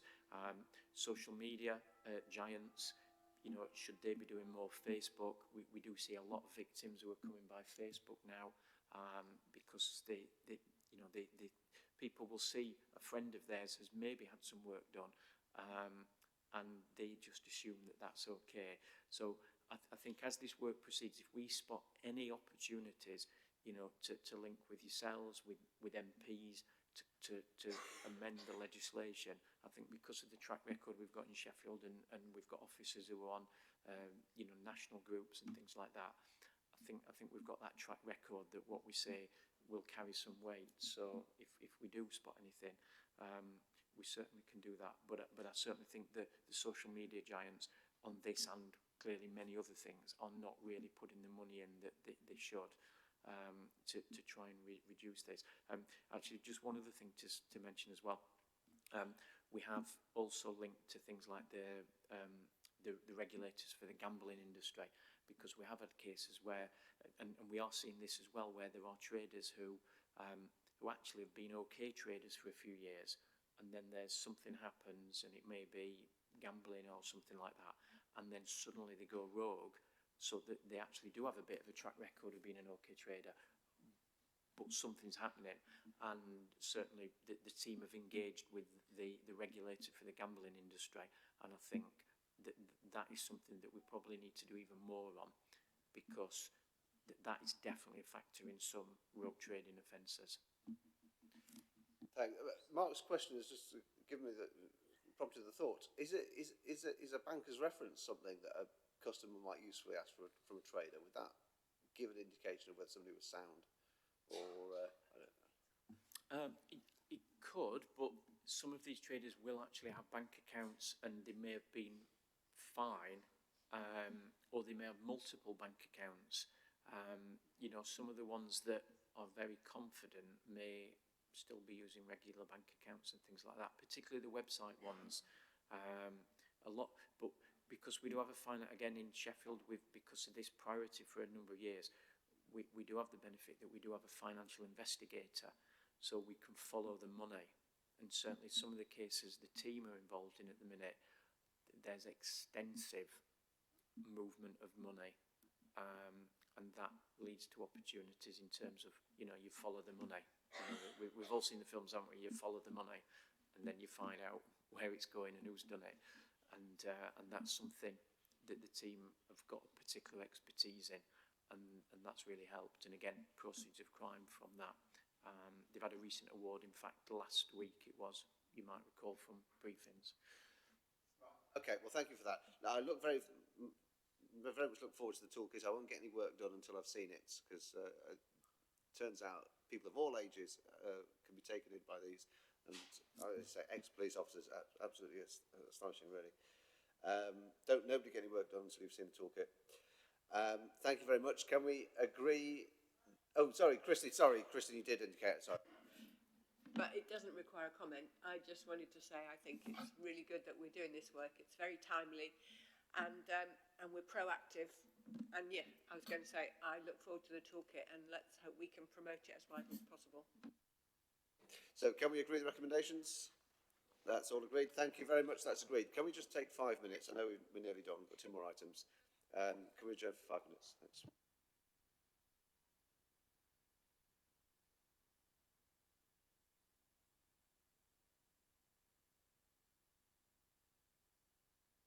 Thank you for waiting at home. Item 12, enforcement of traffic restrictions, task and finish group outcomes. Ben. Morning. So I'm Ben Brassford, Assistant Director of Street Scene Services. I'm presenting this report on behalf of Sabia Hanif, who's the Parking Services Manager, who unfortunately can't be here today. The report details 14 proposed actions that have resulted from a cross-committee task and finish group. The group comprised of 3 councillors from this committee and 3 from the Transport, Regeneration and Climate Policy Committee. Jointly, these 2 committees shape and design and build Sheffield's traffic restrictions, as well as the enforcement of those traffic restrictions, which sits under this committee. The Task and Finish group have worked with officers to develop initiatives that are designed to improve the efficiency and effectiveness of parking enforcement in the streets and car parks managed by Sheffield City Council. In developing the action plan, the group has considered feedback from residents and businesses. It's looked at data captured by parking services of the current operations. It's received input from key strategic partners such as South Yorkshire Mail Combined Authority and bus operators. It's benchmarked itself against benchmarked Sheffield's operations against other English cities, and members of the group also spent time observing some of the challenges of enforcing key routes such as London Road and Aberdale Road alongside civil enforcement officers from parking services. So the report outlines what actions could be taken and the potential benefits of doing so. The report is seeking endorsement of the actions and to report back on the progress made. So the recommendations would be to note and endorse the content of the report, agree to review progress against the action plan in the committee's existing quarterly performance update cycle, and approve the development of a new approach to how any decision on potential surplus funds from parking is considered and approved, subject to the approval of the Council's 151 officer, and any future approach that would entail lines of expenditure being reserved to both Environmental Services and Regulations Policy Committee and the Transport, Regeneration and Climate Policy Committee. A further decision report would be presented to the Strategy and Resources Policy Committee. Thank you. Any questions, comments on this? Mark. Yeah, thanks, Ben, and the team for all the work on it. I mean, I think it's a good set of recommendations for us. I mean, I think the key thing is that we want to facilitate people getting around the city in all their many ways. I mean, there's a lot in there about making sure that buses move freely. I think that's really important, particularly when we regain control of the timetable in the next couple of years. I think the key thing, as a driver myself, is the clarity around what you can and can't do. And sometimes it's not clear. We don't want to be catching people out just because they're trying to do the right thing and it's not clear. So I think this goes some way towards addressing that. So yeah, welcome it. And I think the stuff around 2.210 around Attercliffe is potentially really interesting and worth keeping an eye on, not just for that part of the city, but for other similar areas as well. Yes, Chair, if I could just respond. Yeah, I mean, thanks for the acknowledgement of the hard work that's been put into this by officers in parking services, but also colleagues in city transport as well. They've worked really hard together on putting this information together. Yeah, Attercliffe, I think, particularly has been a pilot approach. So the reason for doing that pilot is to learn what we could do more efficiently, more effectively, where we could work better together, but always with the desire that we will take the lessons learned from that and apply it across the city. So I think you're absolutely right, Mark, to identify that. There's been some really good work in Attercliffe. There's been a lot of improvements, and we're going to take that and apply that elsewhere. Thank you. Christine. Thank you, Chair. I just want to say I was on that group, and I think it's a good report. I think we worked hard, and I think we got some good outcomes, and we discussed a lot of issues. The only issue that I'm sorry we didn't really conclude, and I don't think it's our fault, I think that's because it's not in our gift, is we didn't really get round to discussing how we can stop parking on grass verges and things like that. And I know that's a police matter really, because we don't have the enforcement ability. So I would just like to make a comment on that, that maybe we can keep that in mind and look at how we can change what we do when legislation is around, or how we can work with the police to make sure we can stop people parking in that bad way. Yeah, I mean, I think, you know, trying to maintain grass verges in our communities is really important. There is a grass verges policy that the council endorsed a couple of years ago now that sits with colleagues in Streets Ahead. But definitely, I think, you know, there'd be an opportunity there for us to go back and look and work more closely with the police and our colleagues in city transport to see what more we could do to enhance that further as well. So yeah, no, I don't think that there aren't other opportunities for developing things further just because they're not contained within this action plan. I think this action plan gives us a focus on some of our biggest priorities that we can make some significant impact on over a reasonably quick period of time, but I think there is other opportunities we can go back and have a look at as well. Thank you. I don't see any other hands. I have a couple of comments and questions. Actually, first of all, I mean, will you join the dots for us? Obviously, there's been a lot of work that the group has done, I was a member of as well, around the parking services and their processes and you know, and so on and so forth. And we have increased the headcount there in terms of, you know, there's a proposal in the current budget round for an investment in a development fund for parking services. Do you want to join the dots between that proposal and the kind of the ideas that have come out of this group? Yeah, I mean, I think that what the group was really helpful in doing was helping officers identify what were priorities and perhaps areas of that we've got kind of gaps in and needed to do more on. So you're quite right. One of the early opportunities we took out of that was to, when we were reflecting in terms of headcount against other cities, we recognised that actually, you know, probably we had room to grow, and in particular in and around our sort of nighttime economy, which is, you know, continuing to expand and grow. So, you know, I really welcome the group shining a light on that, and we've took action and invested there. So that's really good. Absolutely right, kind of going forward, you know, we're going to continue with these different things to look at new opportunities to be more efficient, more effective, but also, you know, look at what that means in terms of boots on the ground as well. So there's particularly options in there around doing that in a planned and managed approach and testing different areas where we're going to see where there is a need for additional resource and enforcement. Absolutely, next year that will potentially review what we're doing in terms of the expected outcomes of that, and we'll continue to monitor that going forward.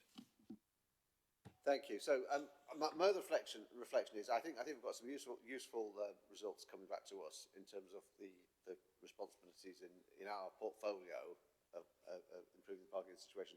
It was, of course, a joint working group with transport, and there are responsibilities of that committee with regard to parking. Specifically, they're responsible for what kinds of restrictions are in place where, and we're responsible for then enforcing those. So the idea of a joint working group was that we could join up all the thinking, and I am a little bit frustrated, I must say, in that we've got lots of work here, which we very much welcome, and when I've raised issues that are transports, I have been somewhat stonewalled. I mean, the example I would give,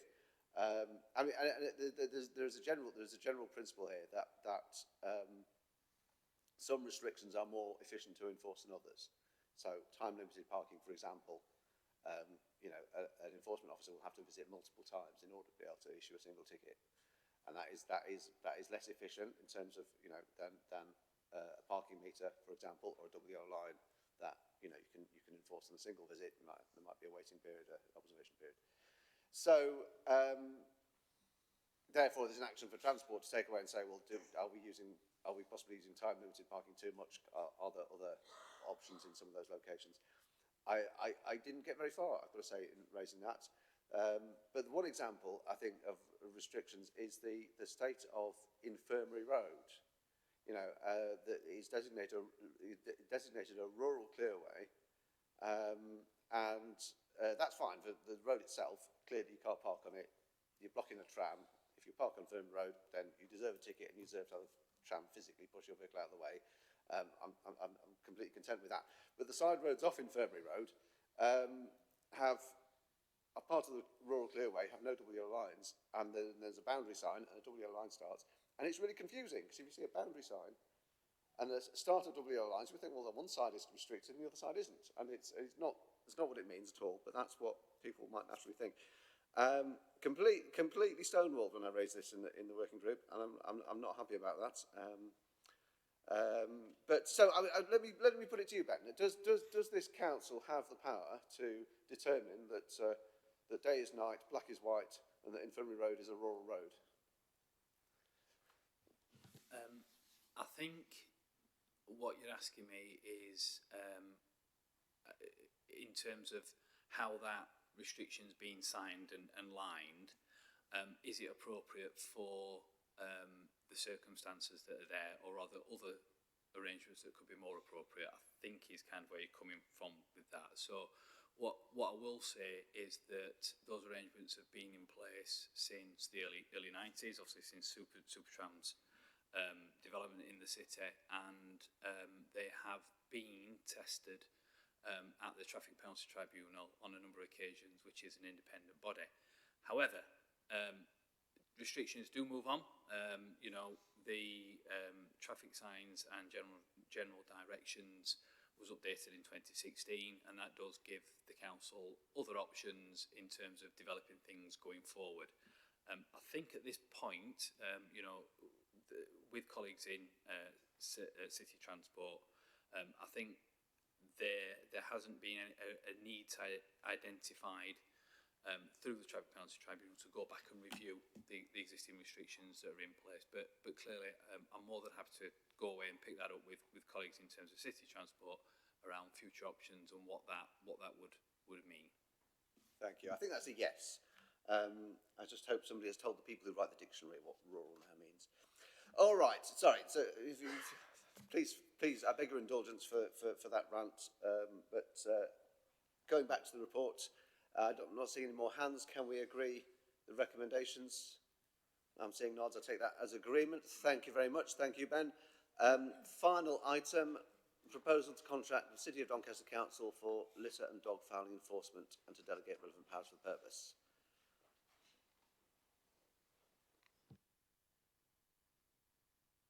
Welcome back, Ian. Welcome, Daniel. Please kick us off.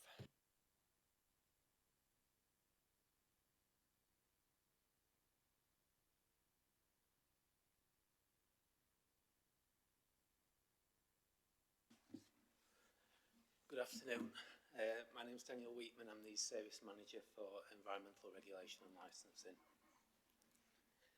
I'm here to present a proposal which seeks approval for Sheffield City Council to enter into a one-year initial agreement with the option to renew annually with City of Doncaster Council for litter and dog fouling enforcement. The proposal is for Doncaster to deliver the enforcement services through their contractor, Waste Investigation Support and Enforcement Limited, known as WISE, and they already work with over 40 local authorities. WISE will provide between 6 and 10 enforcement officers who are fully trained, and the operational delivery will be aligned to our enforcement policy. So Doncaster will manage the contract as they do currently for 3 other local authorities. They'll process the fixed penalties through their systems, handle any appeals, progress unpaid fixed penalty notices through the Magistrates' Court via single justice procedures. We've carried out some due diligence and we're not aware of any significant complaints against WISE, and we've had good feedback from other local authorities. Throughout the contract we would also have monthly review meetings to review performance. So I want to reassure you that we do have officers in the council that are authorised to enforce litter and dog fouling. However, they do have other core environmental protection duties such as fly tipping reduction work, and we don't have capacity to do this proactively. So this proposal will allow the council to benefit from an increased citywide enforcement presence at no cost to Sheffield City Council. There's also a revenue sharing agreement, which means we will receive 17% of the income from fixed penalty notices.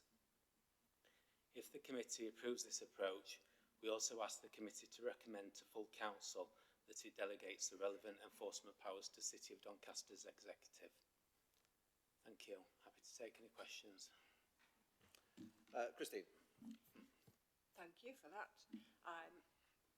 It sounds good. If we get more dog mess cleaned up off the streets and people fined for doing it, I'm very happy about that.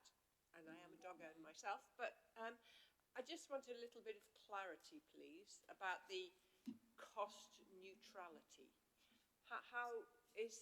What do you mean by cost neutrality? Does that mean that at the moment we use temporary staff or agency staff, so we'll be using a similar amount of revenue but giving it to Doncaster? Is that what this means?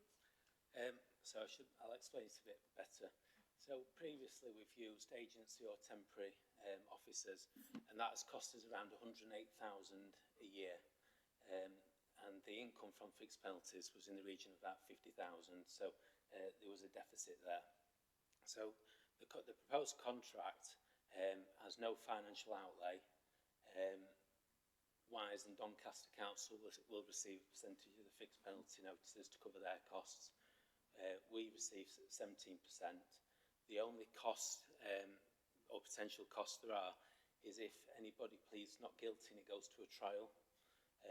We will pay Doncaster Council a set fee of, I think it's £58.77 per prosecution file to develop that for us. Previously, we've spoken to Doncaster about expected numbers, and over the 4 local authorities, I think there's been about 20 prosecutions in total, so we're perhaps looking at a maximum of around 10. Yeah, a follow-up question, if I may. That's fine. So I am assuming, therefore, that with this increased team out there, there's going to be more more PCN, penalty notices issued, which will recoup the costs, because presumably now, if we're only getting 50,000 in, that's not enough, and we need more money, so there'll be more penalties. What happens if people of Sheffield aren't making a mess anymore? Just out of interest.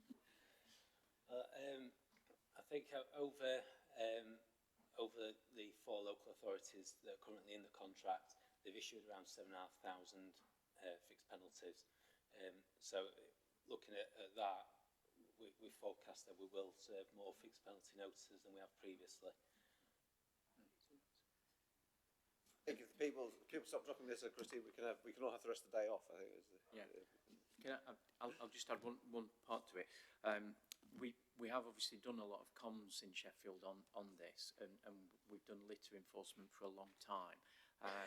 And actually one driver for this is when you look across all the authorities, cigarette waste is a significant part of what gets dropped, and actually Sheffield does have the lowest smoking prevalence, because another part of our service does all the work on illicit tobacco and works very closely with the public health team, and we know that that's an award-winning public health programme supporting smokers to move off cigarettes.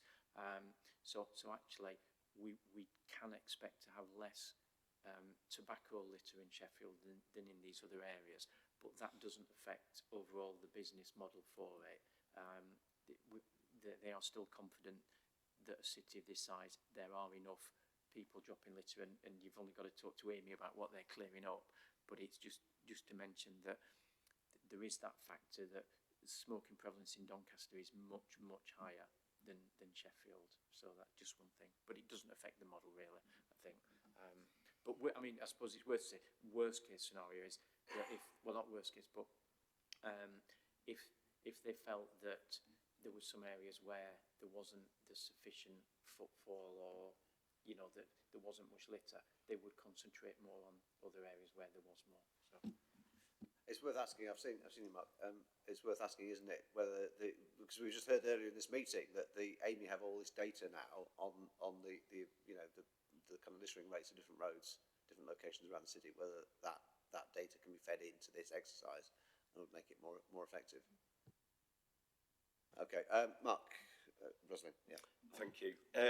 Yeah, but I think this is a positive approach, particularly 11.2, you say free internal resources to be proactive about fly tipping, and I think that's really needed in plenty of parts of the city. My overall question is, how directive can we be about where their staff go? So are they just going to target specific areas outside the train station, things like that? Or can we say, well, look, we know that there's an issue here, we need you to go here this month?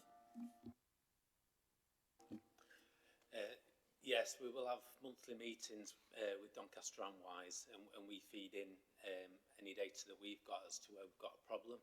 So I think historically a lot of enforcement's been around the city centre, whereas this is citywide, and they do aim to visit every sort of locality over a month's period.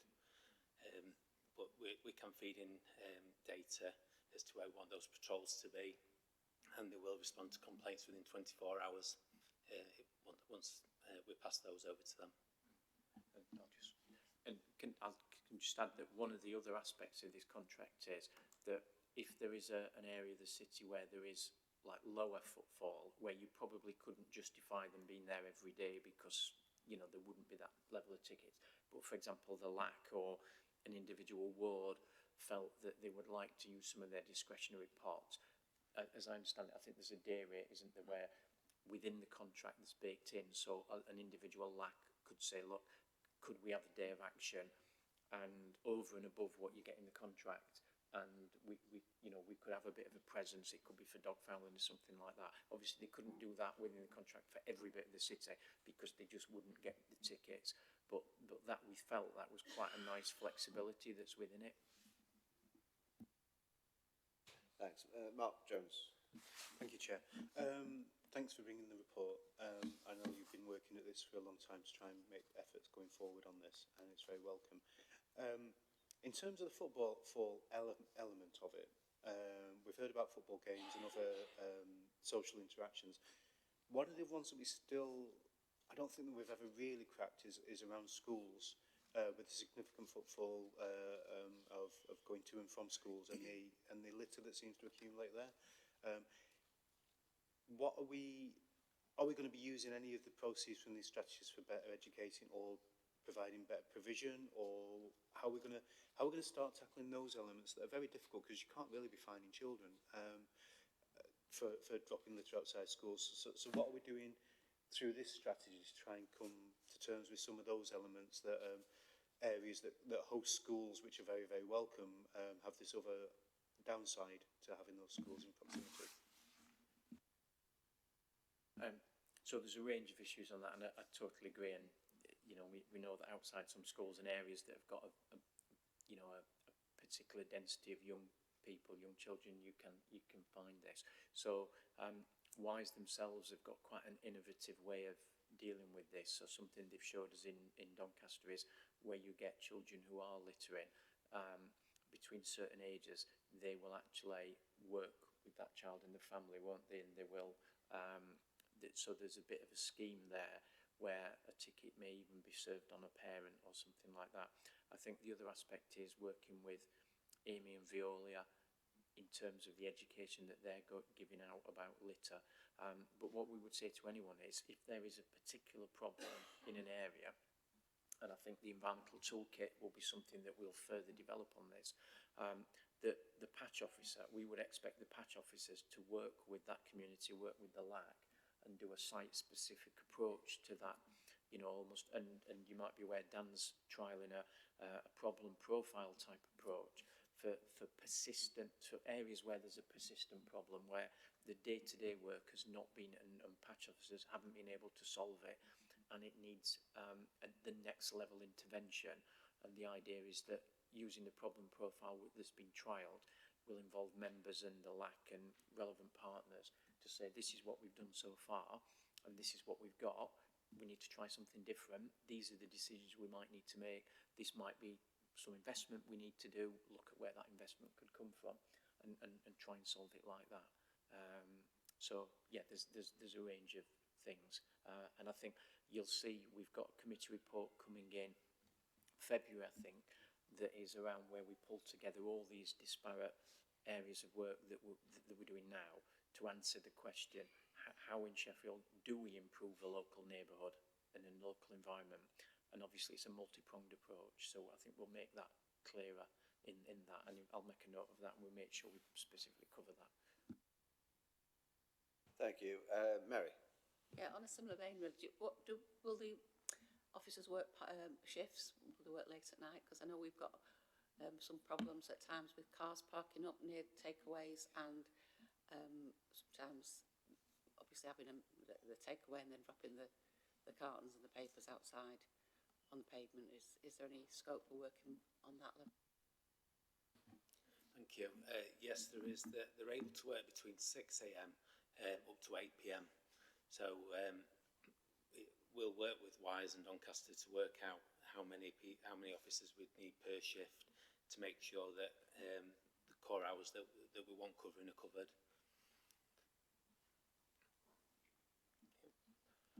Thanks. I'm not seeing any other hands.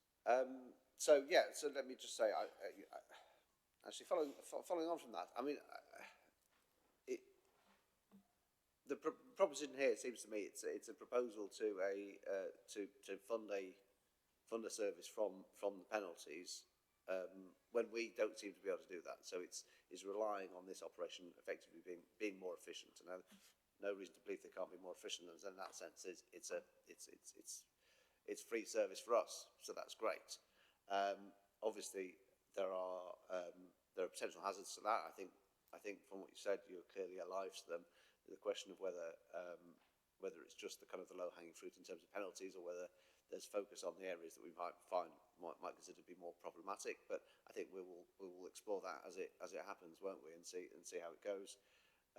This is a matter of review, so I'm happy with that. I'm slightly concerned that we always talk about it, we never seem to get there. Our vision of kind of multi-hatting the boots on the ground was perhaps a little bit inconsistent with this, because we're taking away one of our boots on the ground people and treating that as a separate operation. I guess we still can, if we wanted to, multi-hat the people we retain who are already multitasked in terms of their powers. So it doesn't prevent us doing that, but it's not in that spirit, is it? Yeah, I think as Dan said right at the beginning, that there are other officers who've got these powers.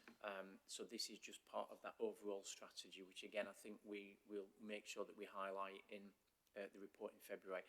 But I think you may have seen from the business plan that there is work going on, and that will accelerate over the coming months to look at what is the future of neighbourhood working, and how do we best organise ourselves to get the best outcomes, both in terms of just how the boots on the ground work productively together and work with the community, but also on the other side of it, how we better work, or we continue improving how we work with communities, you know, voluntary groups, businesses, to improve local neighbourhoods. So absolutely. So it's just one part of that strand.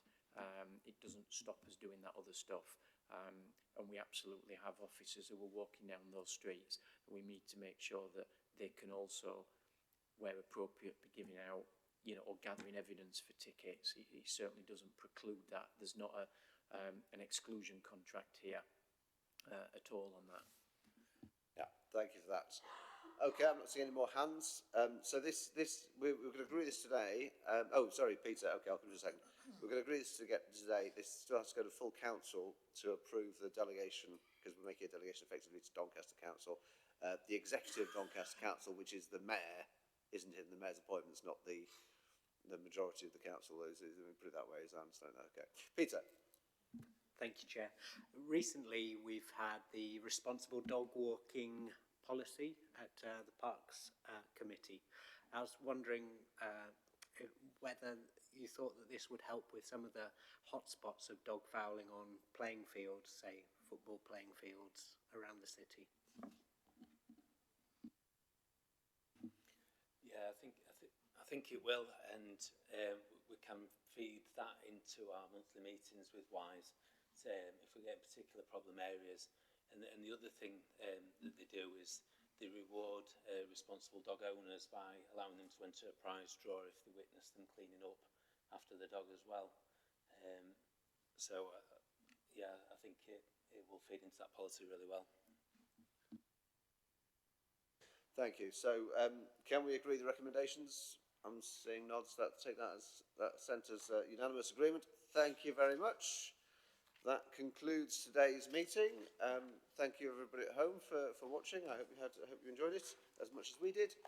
And I'll see you all next time.